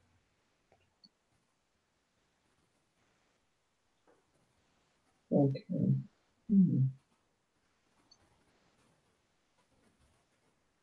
I'll sit back down with the earphones. I'm just waiting for the others to come back.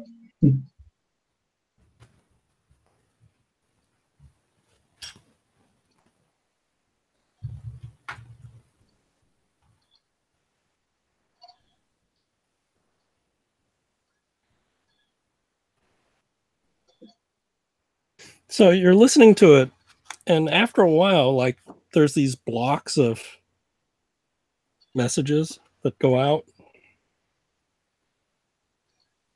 And at some point, there should be a break because somebody listening to randomly may not know when they should start listening. So there's usually like a natural break where they'll do a whole block of numbers and a pause, and then another block of numbers. So you know that it's a natural break, so that if you had come in the middle of the broadcast, you know how to sync up. Right. Otherwise, you would think it's just a long string of numbers and you have no idea when you should be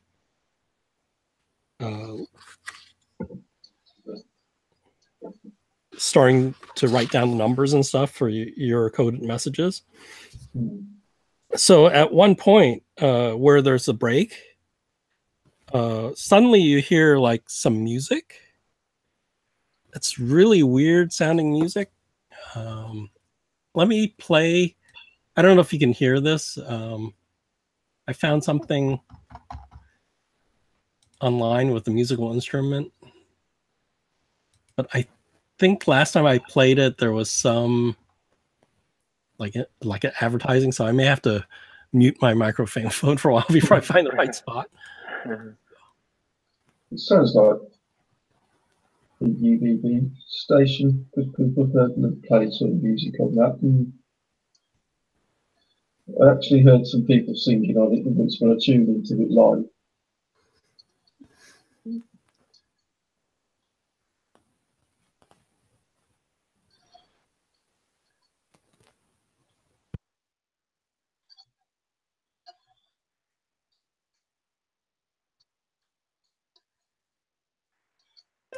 Yeah, I don't know if you can hear this.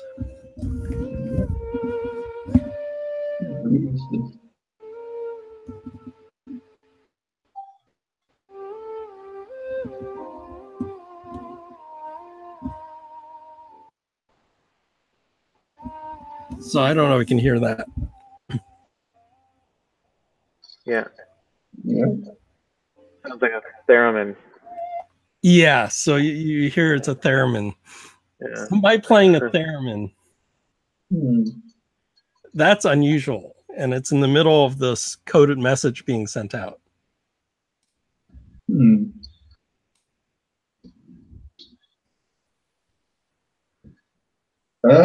Would I know that that's not normal for this kind of? Yeah, since you've been in the military and stuff, Yeah, that shouldn't be there. It should just be coded words and messages. Is there any way that I can actually note down how far into the tape this was playing? Yeah, you can make an educated guess. There's no like kind of time dial display or anything You that can shows look at you. how many loops have gone on the reel, Right. and you can sort of guess where that is. Yeah, I'll jot that down.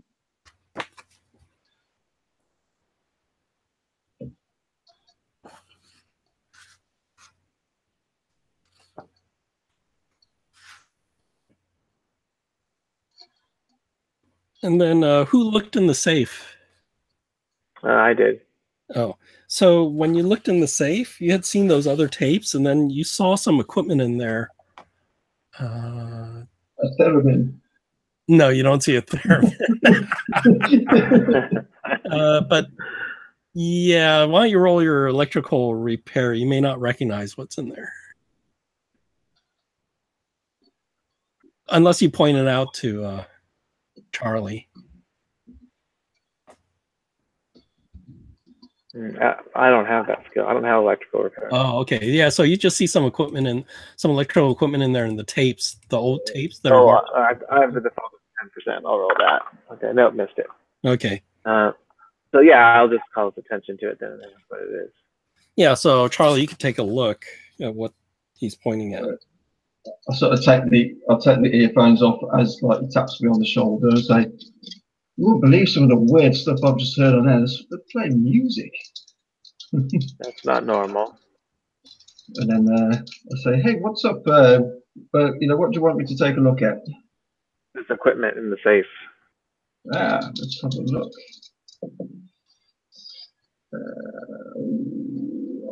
Filed if I'll spend some look. Is it electronics or Yeah, electronic electronic.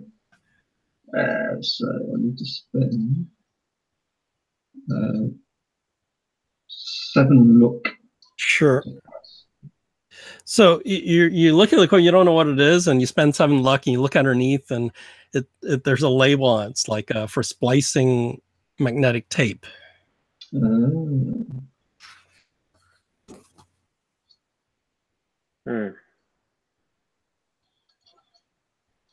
Yeah, this is for cutting tape and splicing it. And yes, this doesn't bode well. Somebody's tampering with these tapes. Yeah, and looking at the log, the person I think we have the most questions for would be that woman who left. And she was only here for a short period of time. It would explain the weird music on that tape that's playing now.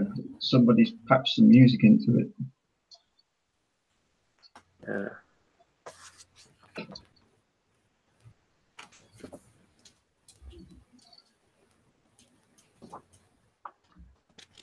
So Palmer goes, find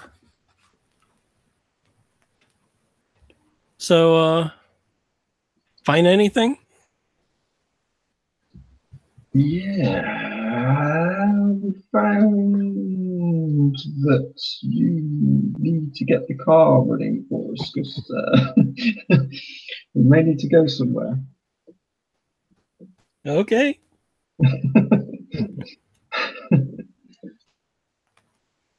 Yeah, I'll look at the other two.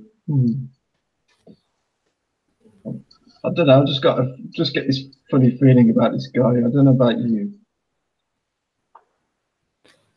We definitely don't want to let all our cards show. And the minute you trust somebody, they end up screwing you over. I know, it just seems So should we go? too eager. Should we go talk to the guy that's in the hospital and hear what he says happened? Yeah, that's a good idea. Yeah, definitely. All right. Okay, so you go to the hospital. They take you to see him, but he's currently sedated. Yeah, I could ask if they can give him anything to wake him up. But, we can, sir, but I don't know. Our line of questioning is rather pressing. Okay, we'll do that then, sir.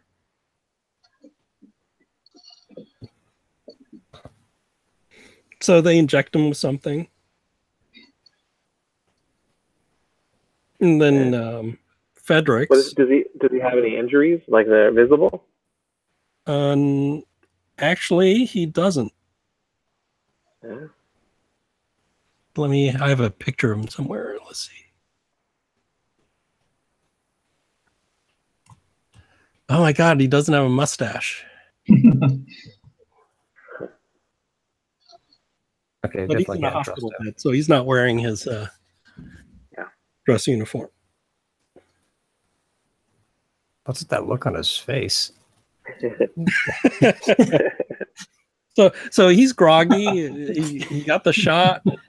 Then he blinks. He wakes up, and he sees you in the room, and he's sort of puzzled, but he's sort of waiting for you guys. Morning, son. Can I get you anything? Are you hungry? Are you thirsty? I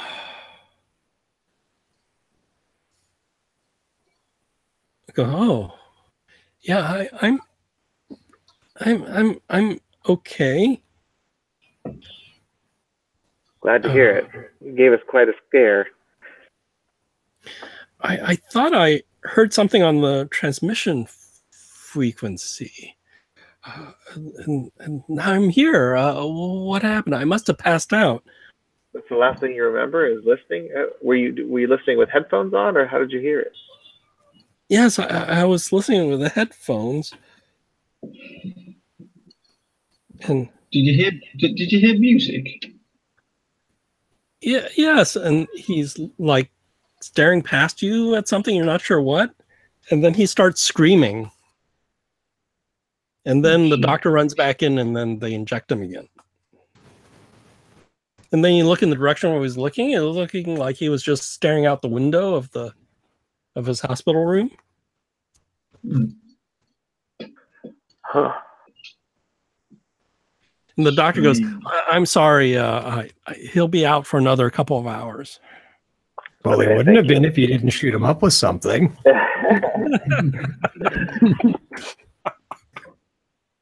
Has he been delirious at all? Has he mentioned anything to you? He has these bouts where he's just screaming and acting violent, and we just sedate him, and then sometimes when he comes back, he's fine for a while, and something sets him off. Does he say anything while he's hysterical?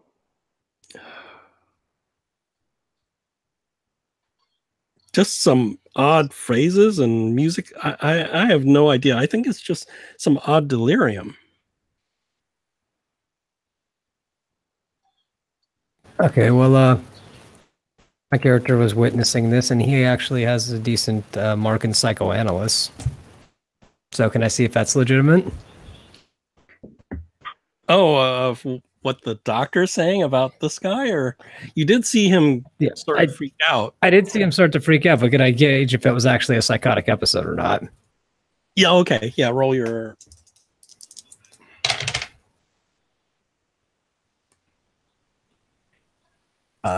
Yes, I get it barely, Okay, but yeah, I get it. Yeah, go ahead and check it. And yeah, he had some sort of psychotic break. Like he seemed lucid, and then suddenly when he looked out past you guys out the window, something triggered a psychotic episode.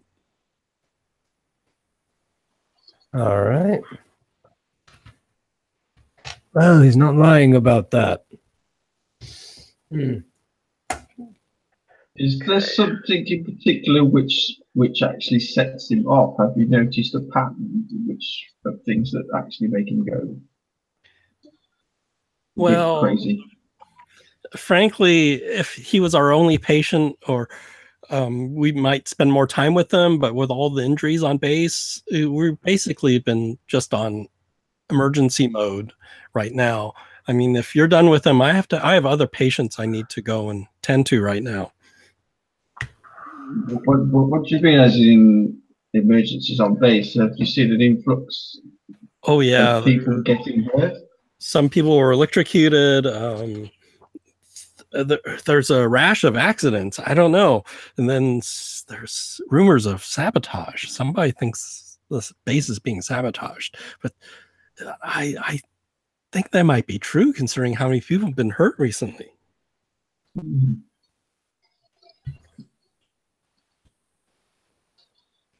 Huh. All right, let's go check out. Oh, go ahead. So, what do you make of it all yourself? What are your personal? Well, I don't know. With all the stories of stuff going outside the base and all the stuff going on, I'd be concerned. Have you seen this woman at all? Showing the picture. Yeah, he looks at it and he goes, no.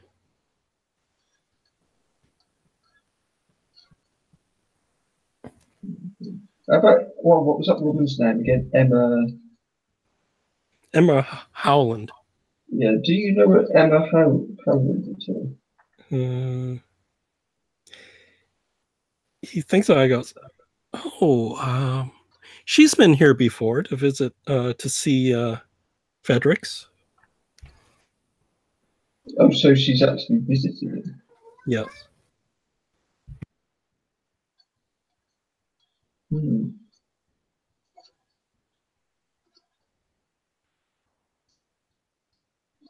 how did that go? Oh, she's come by a couple of times to check up on him. But she hasn't spoke to him as in whilst he's been awake. No. Unfortunately, I guess she hasn't been here when he was awake. That's interesting to know. She's been here to see him. And we know she didn't look like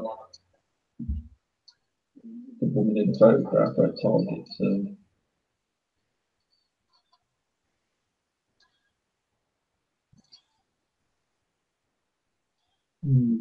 Should we go and try and find this woman?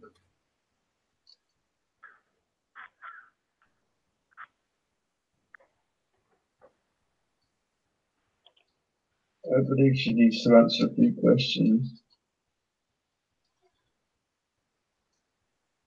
Yeah, so by now, be it maybe 4 p.m. Where do you want to go look for her?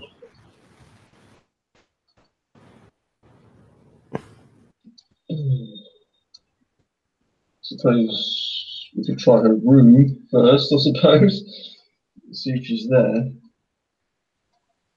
Yeah, you go there and she's not present. Is it a dorm where she would share it with other women, or will she have her own personal room?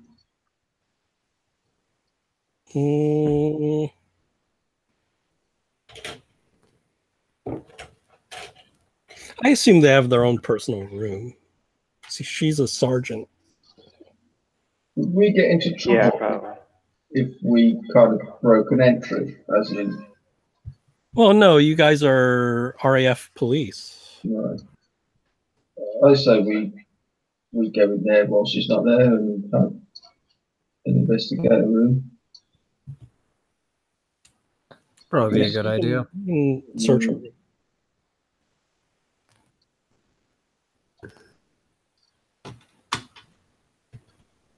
Definitely want to bring our weapons concealed, if not. Oh yeah, you have your side. Right? Yeah. You're like military police, right? I mean, I don't know if they carry a billy club like in the U.S., but you have your sidearm.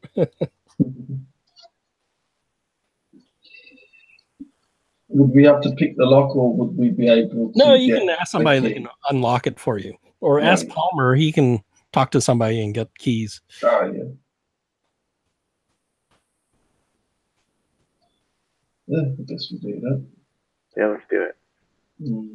Okay, so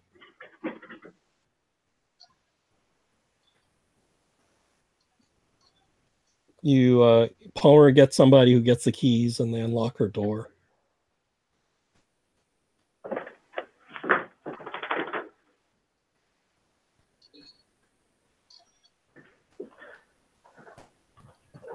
Do you want to toss the place?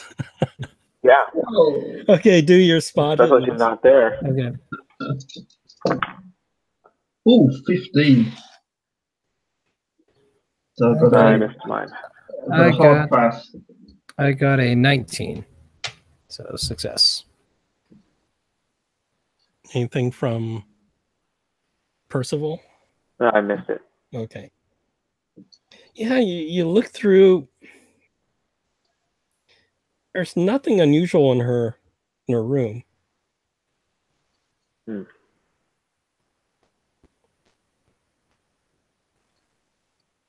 Where is she?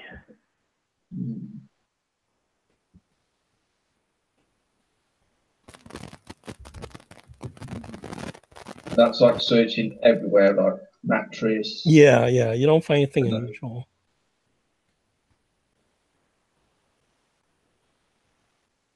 In the toilet system, everywhere.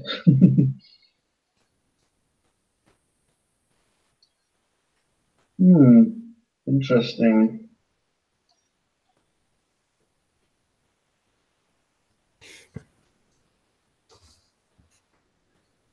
What's her role on the site again?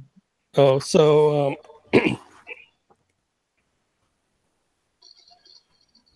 so you talk to Palmer, and he goes, "Oh, she's in charge of one of the team of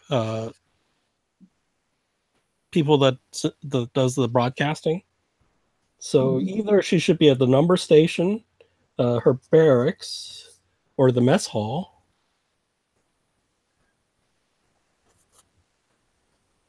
Well, by process of elimination, that brings it down to one place. Yeah, but it's gonna be hard to find her in a crowded mess hall. Maybe we should just wait. Either that, or we can get other people to help us jump on her while she's in there. Someone will recognize her. Oh. And then Palmer goes, "Well, I could page her if you want." There you go. Yeah. Yeah. And you see Palmer like shaking his head, like, oh. You could have told us that in the first place, Palmer. Setting up some type of Wile E. Coyote trap, and there's just an easy solution waiting for us. Goes, yes, we'll ask her to. Do you want her to go to your office in the SHQ, the office that Knight assigned to you in the SHQ? Yeah, that'll probably be Okay. So he goes, "Oh, let's go back to HSQ, and then we'll just do a base wide page, right? Or if we think she's at the mess hall, maybe we'll do a page there first." Yeah. So they'll send some announcement over the loudspeaker system,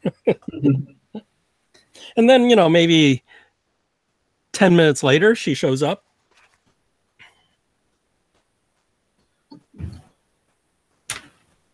Who's good at interrogating them? Well, let's see. What are my stats for that? She shows up.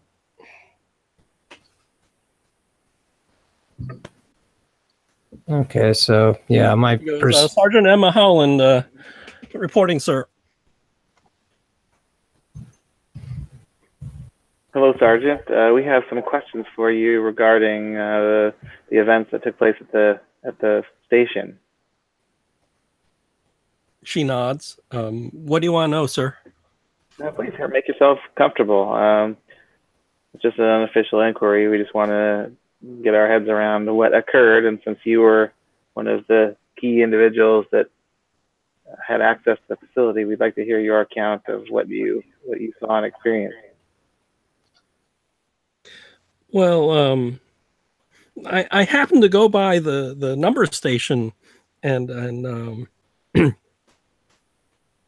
and I was just gonna check up on something, and then I happened to notice there was a fire. There were a couple of small electrical fires in the control room. I found no signs of break-ins or struggle. I think Fredericks hit his head. He was unconscious. there was no other sign of impact on him. And that's what I found. And then I checked him out on logbook, and I stayed for the rest of the transmission period until I was relieved. No, that's not what the log says, right? We're calling the log. She stayed till 4 something, so she stayed yeah. 4 hours past midnight. Mm.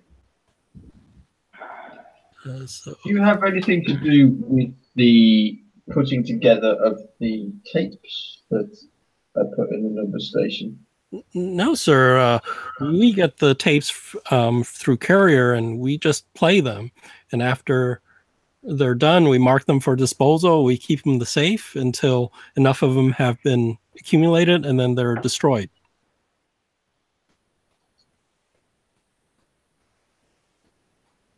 Now, what made you want to go into the station to check at midnight? That's very unusual.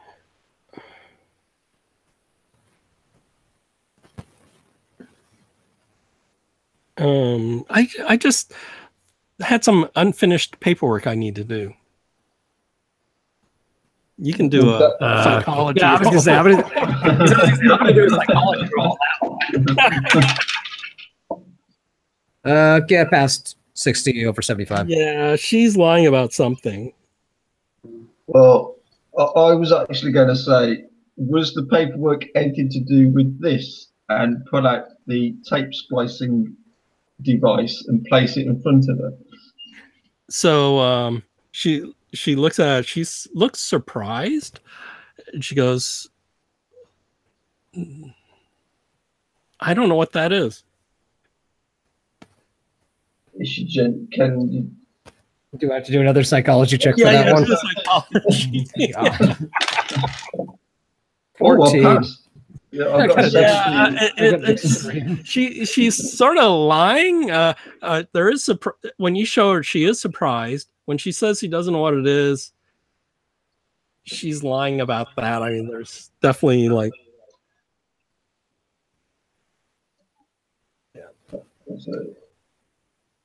Yeah. And they'll say, yeah, this will go a lot smoother if you don't keep lying to us about it. yeah. So you want to do your intimidation? Oh yeah, definitely. Because unlike my last character, this guy can actually do something with this. Ooh, a 6. Okay. Oh. So what is that? It's That's an extreme. She goes.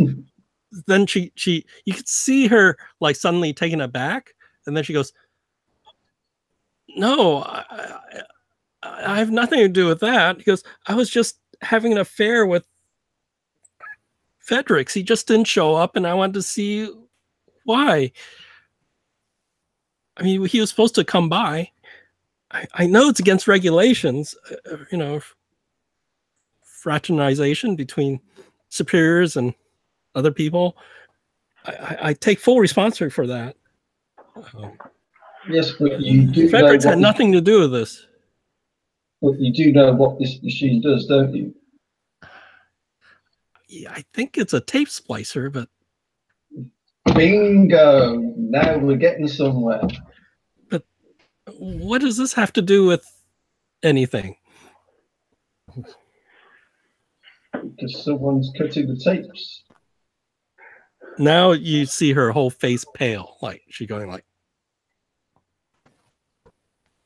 Is it you? He goes, no. Do you know who it is? No. But so she realizes, you could tell from your psychology roll earlier. At first she thought it was just like having an affair. It's just sort of bad, right? It's not great. But changing the tapes is actually like sort of either sabotage or whatever, which is like really bad. Like extremely bad. Yeah. Okay, I'll say we'd like you to come down to the station with us and hear there's something unusual on the tape that we want you to listen to and give us your opinion on what is it you hear. Yeah, she'll go with you. You're already at police, and B, at least you're not saying she's guilty of treason, right? Everyone better have their handcuffs ready. Yeah. You know, another thing we haven't done, we haven't like gone by the morgue to look at the body of Sanford, right? Isn't he? Oh, yeah.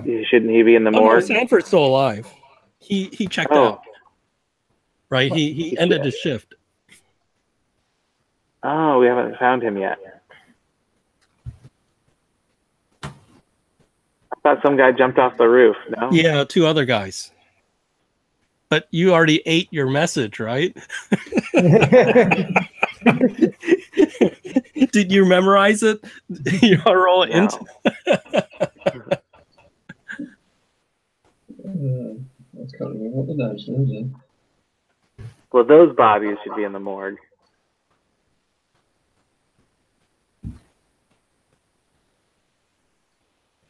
We checked Sanford's room. Agents Horowitz and Griffin. That was it.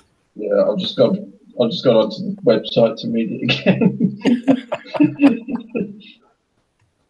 Yeah, I think you have to memorize it. You know, memorizing it and then or writing it down before you destroy the message just sort of defeats the purpose. That would be a good thing to do around a table. Would be to hand everyone that message on some actual rice paper and get them to read it at the end of it. That'd be cool.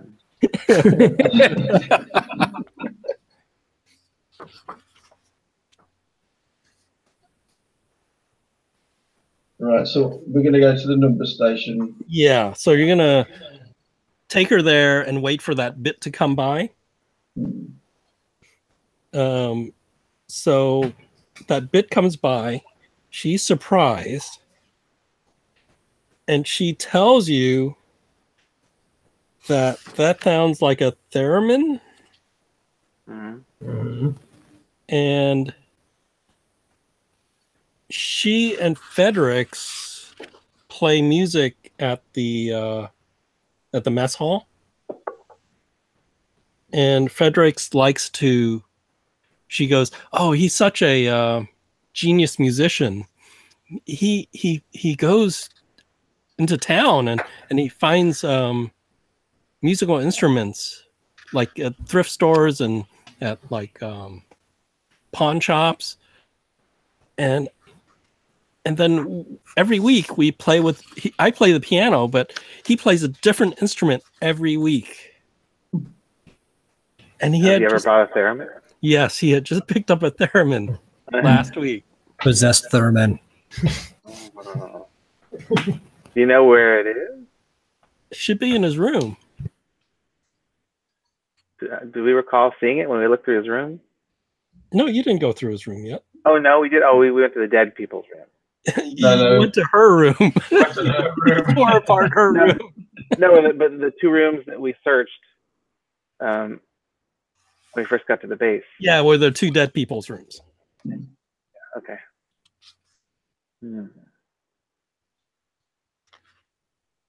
Okay, well, thank you for that information. As of now, we're not going to open a formal inquiry, but get all the standard disclaimers of please don't leave the local area. If you do, you need to check in with the law enforcement desk. And of course, if we need any further cooperation, we'll be in contact with you. We'll take you back to the base. Oh, you're on the base. But... Yeah. Oh, and if you want to, if you want to last long in this line of work, I would suggest breaking off any fraternization. Yes, yes, sir. Yeah, she's about to say something, and she thinks better of it and goes, "Yes, sir." All right. Well, I guess we need to go to Fredericks' room.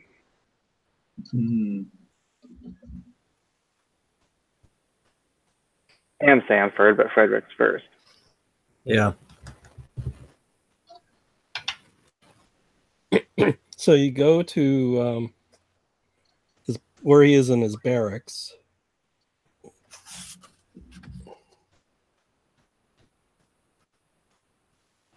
Oh, that's why he goes to her room. I think he shares. Yeah. He's Yeah, there. as a corporal, yeah, he's gonna be in Yeah. a bay. So as you go there, you hear somebody searching his room, like his stuff. Get our weapons out. There's someone. Yeah, it's their weapons drawn. Yeah. Yeah, somebody's going through the stuff in not a very quiet manner. Like there's a lot of, you could tell, you know how somebody would cook angry? This guy's searching angry. I'll slowly try the knob on the door. Is it unlocked? Yeah. You open it and there's this guy going through Frederick's stuff. Okay. Freeze. Yeah, he freezes. He looks angry. You see, like, things are tossed about. There's musical instruments around the room. They've been smashed up.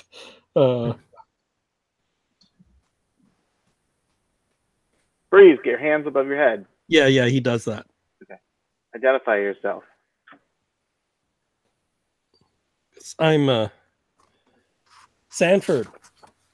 What's his full? Reginald. Yep. Corporal Reginald Sanford. Yeah, Corporal Reginald Sanford. RAF Communication Specialist, sir. Corporal Sanford, what are you doing in this room? It doesn't belong to you.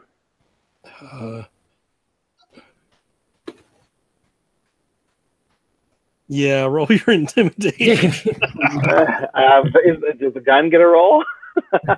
I'll give you a bonus die with the 26. Intimidate is. What is that? That's fast talk. Charm. There's an intimidate. Yes, there is. Yes, There should is? be right under Oh, there history. is. That's the one skill I don't have. I have fast talk and charm, but I don't have intimidate. Like I said, 15%. like I said, Yeah, so I missed the intimidate. like I said, I have intimidate. Yeah. Let your intimidator question. Yeah. Let's see. Oh yeah, I passed that. 45. At 50. I'm looking for evidence between Fredericks and Holland. They're having a relationship. That is completely illegal.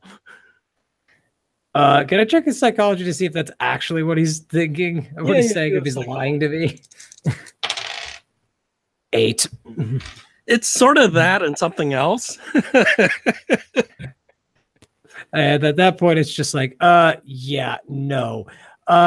It's like, I think maybe that's what you're in here for, but you're here on other business.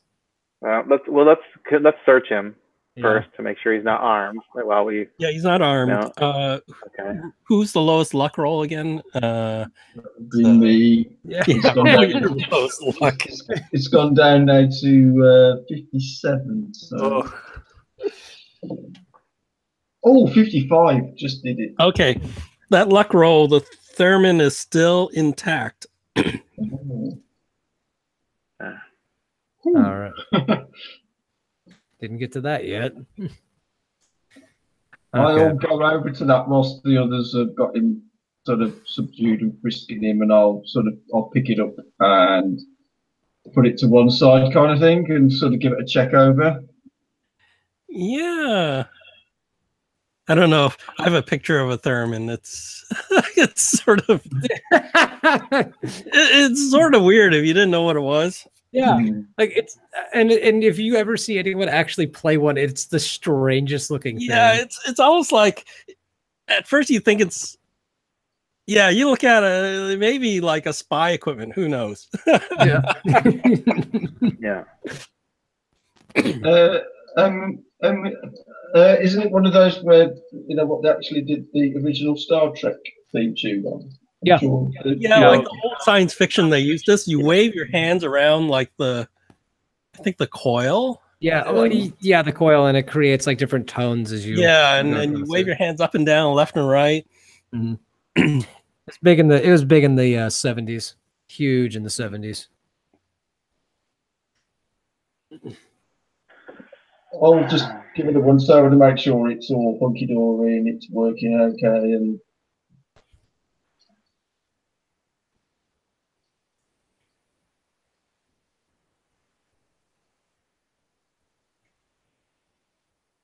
So what are you gonna do? You have this guy under a gun.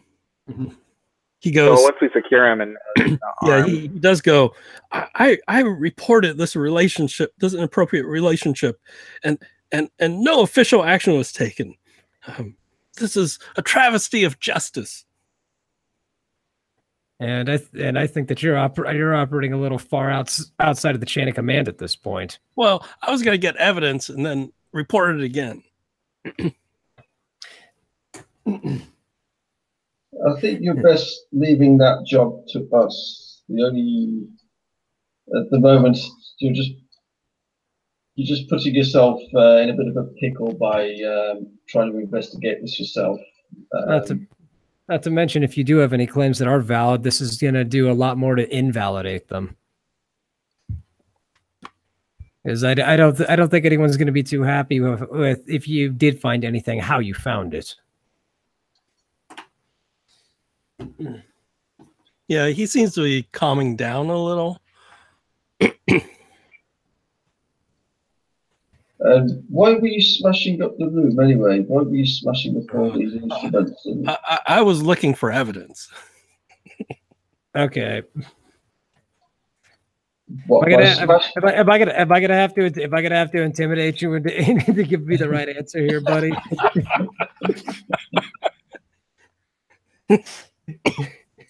You're gonna threaten him a little? Oh yeah, I'll threaten him. Okay, threaten him a little. Yeah, I'll tell him. I'll tell him. Yeah, I'm like, if you don't start actually telling us what we need to know, you're gonna end up having to look for other things that you used to like being attached to your body, like a finger. Whoa, 12. Goes, look. Corporal Bryce Fredericks is he doesn't deserve her, okay? I don't know what she saw in him. It's all coming out now. It's like walking onto the set of a friggin' soap opera.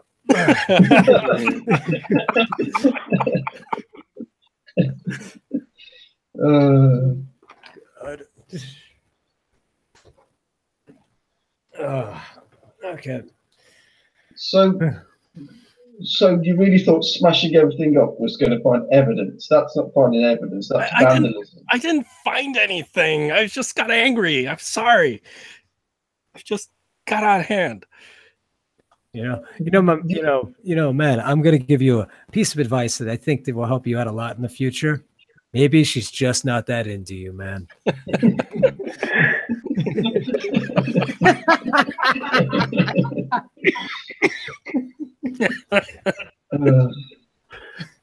Well, let's grow a moustache and you'll be fine. Yes, exactly. What do you guys get with the program? Maybe you'll have a little more luck with this stuff. let's secure the room, and then let's march him to his room and have him open his dorm for us. Yeah. Well, in this room, you notice there's an instrument that's obvious. As you look more, you'll see a tape recorder, microphone, crumpled sheets of paper.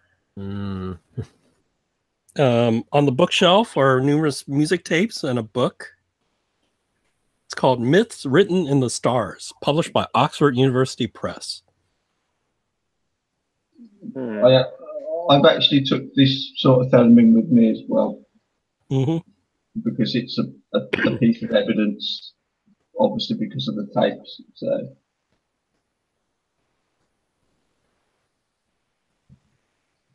Yeah, I just want to search his room with him there, since before we let him go, he can't.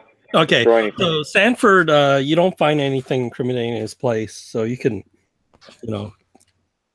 let him go with a warning. Yeah, well, I'll say to him, we'll take your formal complaint under consideration.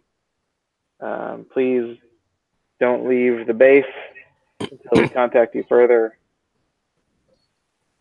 And I'll even go further than that, and I'm gonna be like, and if we find out anything fishy else is going on, you're gonna have a lot more than a complaint to worry about. Yeah, yes, sir. Okay, then we'll go back and search the room. Yeah, so you find those things. There are like crumpled up pieces of paper as you open them up. They look like various drafts of some music he's writing. Mm-hmm. And what was the book that was in there? Myths written in the stars. Okay. Yeah, we need to take that. Yeah, there's a bookmark in the book, and then as you look around, you find a sheet of paper that's not crumpled up that has music on. Hmm. And there's a title. It's Cadenza on an Alien Aria. Uh-oh. Mm-hmm. Let me see. Oh, there's a picture. Told you we should have shut those tapes off. So you see this, and then there's I guess they didn't put the title on there. There's a title. My God. But this guy was writing things for science fiction TV series. Theme to Star Trek. Yeah. About the right time. Yeah. God, just looking at those notes gives me a headache. Yeah, I was thinking that. So wow. So when you open the book to the bookmark goes to a page that has this. I don't know if you can read it. Move it more towards the center. Oh, it's more towards the center? Yeah, there you go. Yeah. Eagle,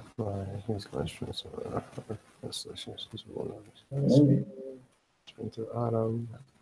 Maybe he was trying to protect, because his music defended the Argonauts against the sons of the Sirens. So maybe he's trying to protect an outside source, perhaps, by playing this music. Well, and the music is having some effect on it. I think almost kind of like a chanted spell. Well, no, maybe something external is causing the blackouts on the base, but his music, he was putting in there to try and protect the base. Like I said, it depends if anything has been changed when he's done it. I don't know. Well, I mean, mysteriously, those two people died, right? Like they were compelled to kill themselves. So, what did it? Was it this music, or was it something else?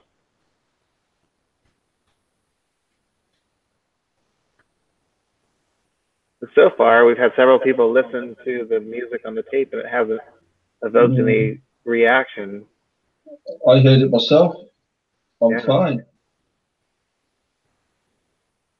So reading this, that makes me think he was trying to protect the base. Yeah, I mean, maybe it was what was burnt. Maybe it was on the other parts of the reels that were burned.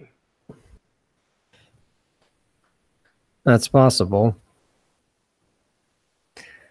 But we still would need to explain what the phenomenon was that was causing it in the first place.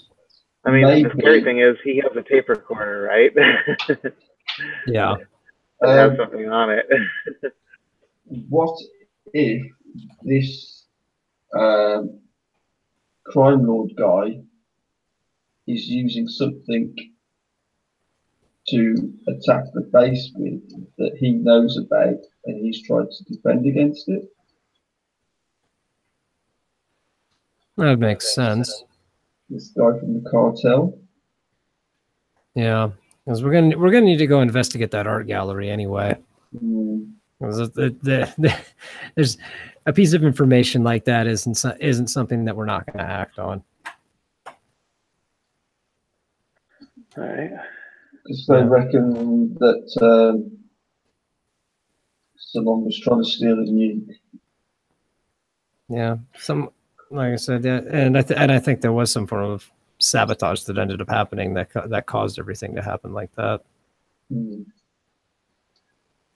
Be interested to see if this tape is stopped, if something would happen to the base again, but I don't really want that to happen. I want to keep that tape running more so now after reading that.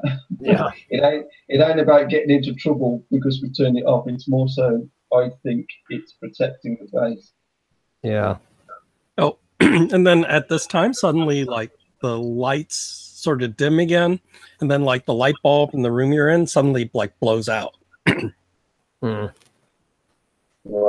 Does someone turn that tape off? I might go there as fast as my old legs will take me to see if that tape is still running in the... Okay. So when you go back to the numbers station, you recognize that the tape's back at, like, very close to the beginning. Like it had rewound and started up again. Right, so it's stopped briefly and it's had to rewind. So in that moment that it stopped, the lights have gone out. Well, it could be then, or it could be the beginning of the tape. It's something you're not sure. It's something in there. Why don't we rewind it again and figure it out? It's a 4-hour tape, but if it just rewound and just restarted and that just happened, we could rewind it back and figure out if it's the tape or if it's the break in between. So can anybody in our party read music? I know that's really weird, twisted music, but I've got no arts and crafts in music. I mean, I have a baseline 5% in arts and crafts. Yeah, but I mean, I've heard of worse things happening. We could try. Let's see. So what do you want to do? Study the music, or? Yeah, let's see if I can find anything strange about it or anything. Another roll as well on the off chance. No. I got a 6. I'll spend 1 luck. Oh. Yeah. So you look at this music and you're like, holy crap. It's not like playing Twinkle, Twinkle, Little Star. Mm-hmm. It's like somebody is like in like Mozart to the 10th to play something like this. Mm-hmm. Especially with theremin too. It's like you're like thinking, who the heck is this guy? Is he really playing this? And then you think about the other versions that were crumpled up. He was working on this. So it's not like just random dots. Like he's been working on this piece of music. So you think he's some sort of musical genius of some sort, or musical savant? Yeah. Well, she did say that he would buy a different musical instrument and be able to play it. So he's definitely got some big musical talent if you can just buy any old instrument and start playing it. Yeah, every week or two at the at the cafeteria area, right, or the base bar, and not only that, they let him do it every week, right? It's not like it's terrible and then they kick him out.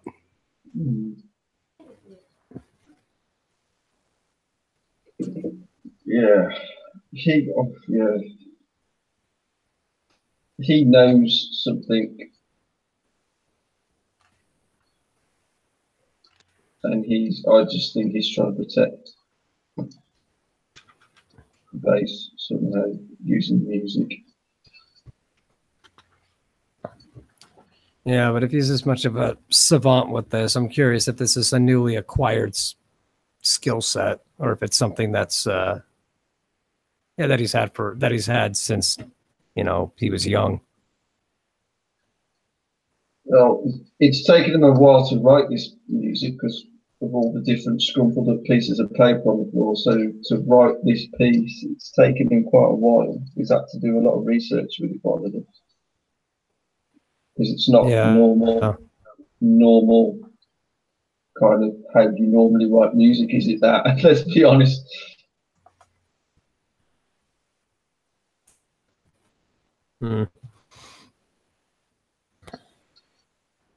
Should we try rewinding this tape? It's worth a shot. Let's see what's going to happen. So you want to rewind? Yeah, I want to rewind it. But as soon as shit hits the fan, we'll just press play straight away. Yeah. So you rewind and then you start playing again. So you rewind and nothing unusual happened, and then you start playing and you hear the theremin music at the very beginning of the tape.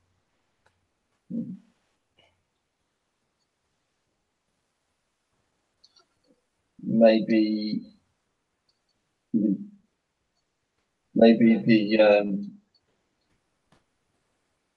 the tape has to be off for a certain period of time or something. And then as it plays, then at one point, like the fluorescent lights above you guys sort of brighten and then sort of blow out. Okay, I think we just figured out where the piece is.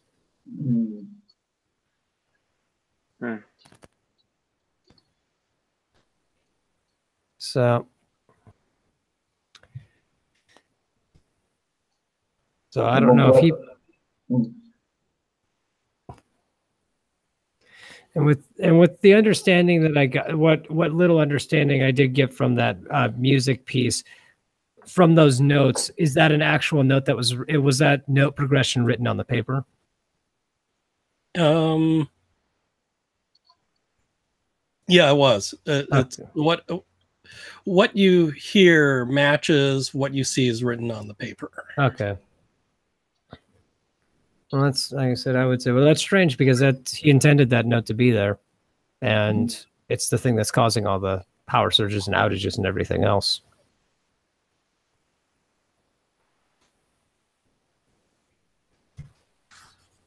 And then that music only plays for maybe 10 seconds or so, I think.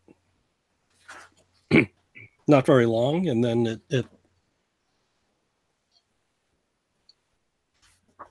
then it does the regular broadcast of the numbers and words.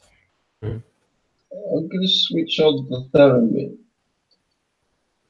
and just see if I can recreate it somehow. I don't know how to play a theremin. Okay, just roll percentile and tell me what you roll. I'm just curious. I'm just curious to see what will happen if I just start waving my hands over it. Oh, flippy neck. Sorry, guys. I just rolled 96. Yeah, so you make this awful squelching sound with it. Oh. It doesn't sound anything like what was played on the tape. You maybe even think maybe it wasn't even a theremin that he used.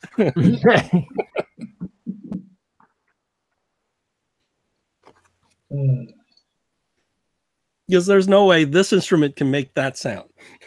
How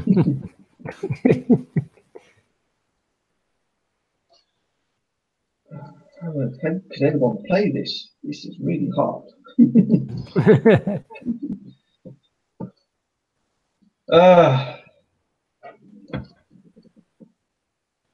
Why don't you do a listen roll again? 39. I've missed it by 9. Okay. Has anyone else passed? I don't know if they pulled their plugs out. They pulled their plugs out. I'm just wondering, is it worth spending some luck? No, I can't spend any more luck on loads of these.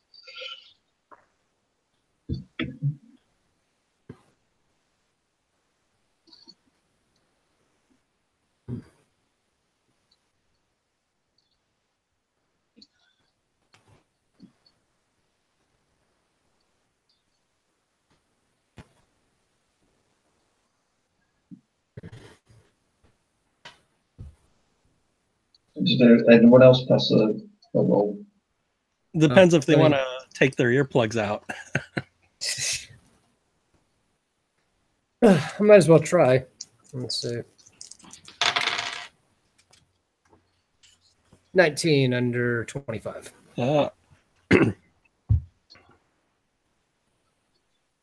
So regular success. So you're listening to this music.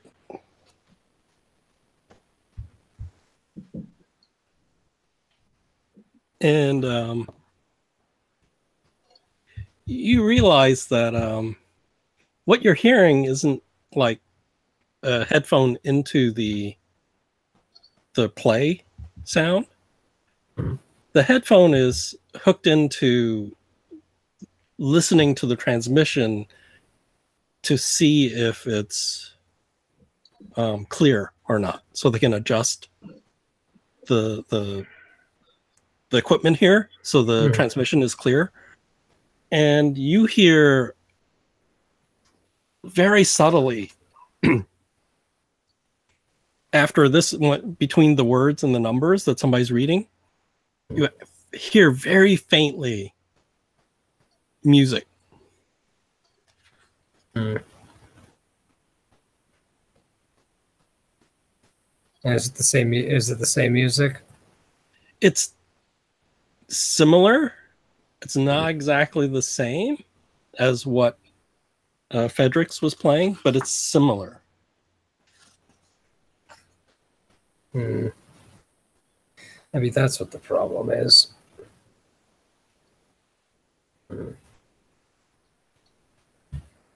And tell the other ones is that there's another track playing under here. Hmm.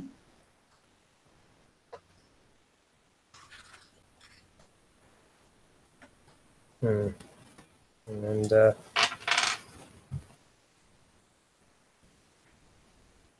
Is it worth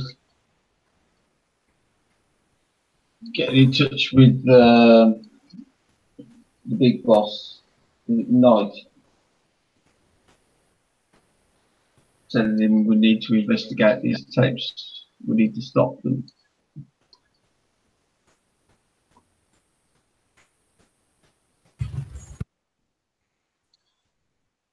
So I think that would be bad. you could do it. You just have to come up with a good enough excuse, right?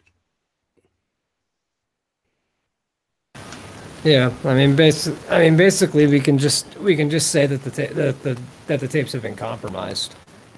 Hmm. That they've been compromised, and that they need to be pulled. They can just put a rush on getting some new ones done. That's what I would recommend until we could nail down what this hidden track that's probably causing the problems is. Hmm.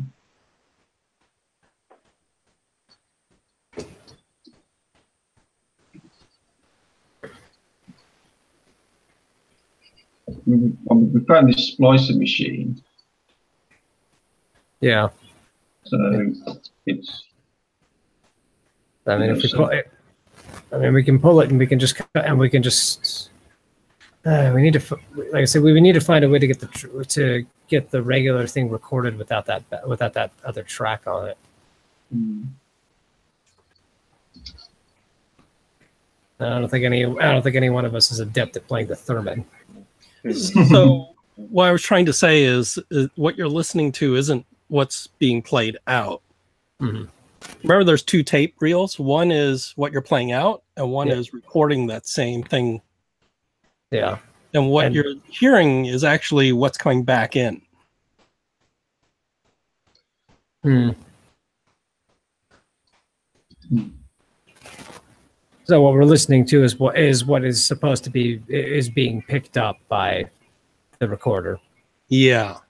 Okay. Oh, right. Okay. Yeah. So, is this some kind of sort of battle between music or something? Do you think two people are fighting using like musical notes? So So I still think this. Yeah, after reading that thing about His music defended the Argonauts against the sons of the Sirens. So that could ring true that, there could be some kind of battle of music going on.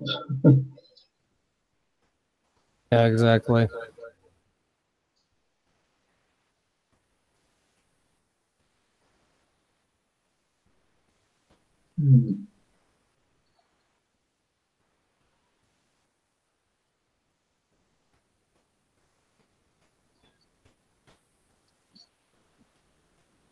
What does the music sound like that's the transmitter's picking up?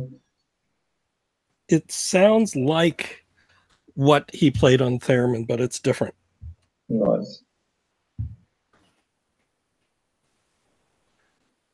We need to check out this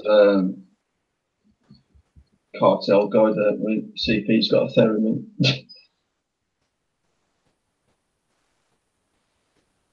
Yeah, I agree. I think we have enough. I think we have enough information to at least point us in that direction. So part of our directive is getting all these saboteur people anyway. So do you want to shut this down? I still think that might be bad, though, to be fair.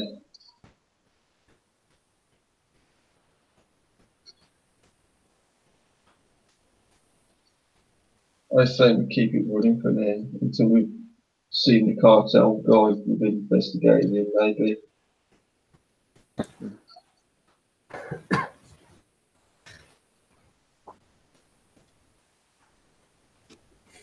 So it's, I think, another hour. It's nightfall, so it'll get dark in another hour. You still have your 24-hour pass, so you could leave. Yeah, since we're probably not going to get another chance to do it, we probably should. Like I said, we should probably gear up and get out there and do some. So, are you going to change back into civilian clothing? And yeah. Okay. So it's game time. It's 4:46. So I think this might be a good breaking point before you guys leave. Yeah, I think it's a good stopping point. Okay, so I'll stop the broadcast.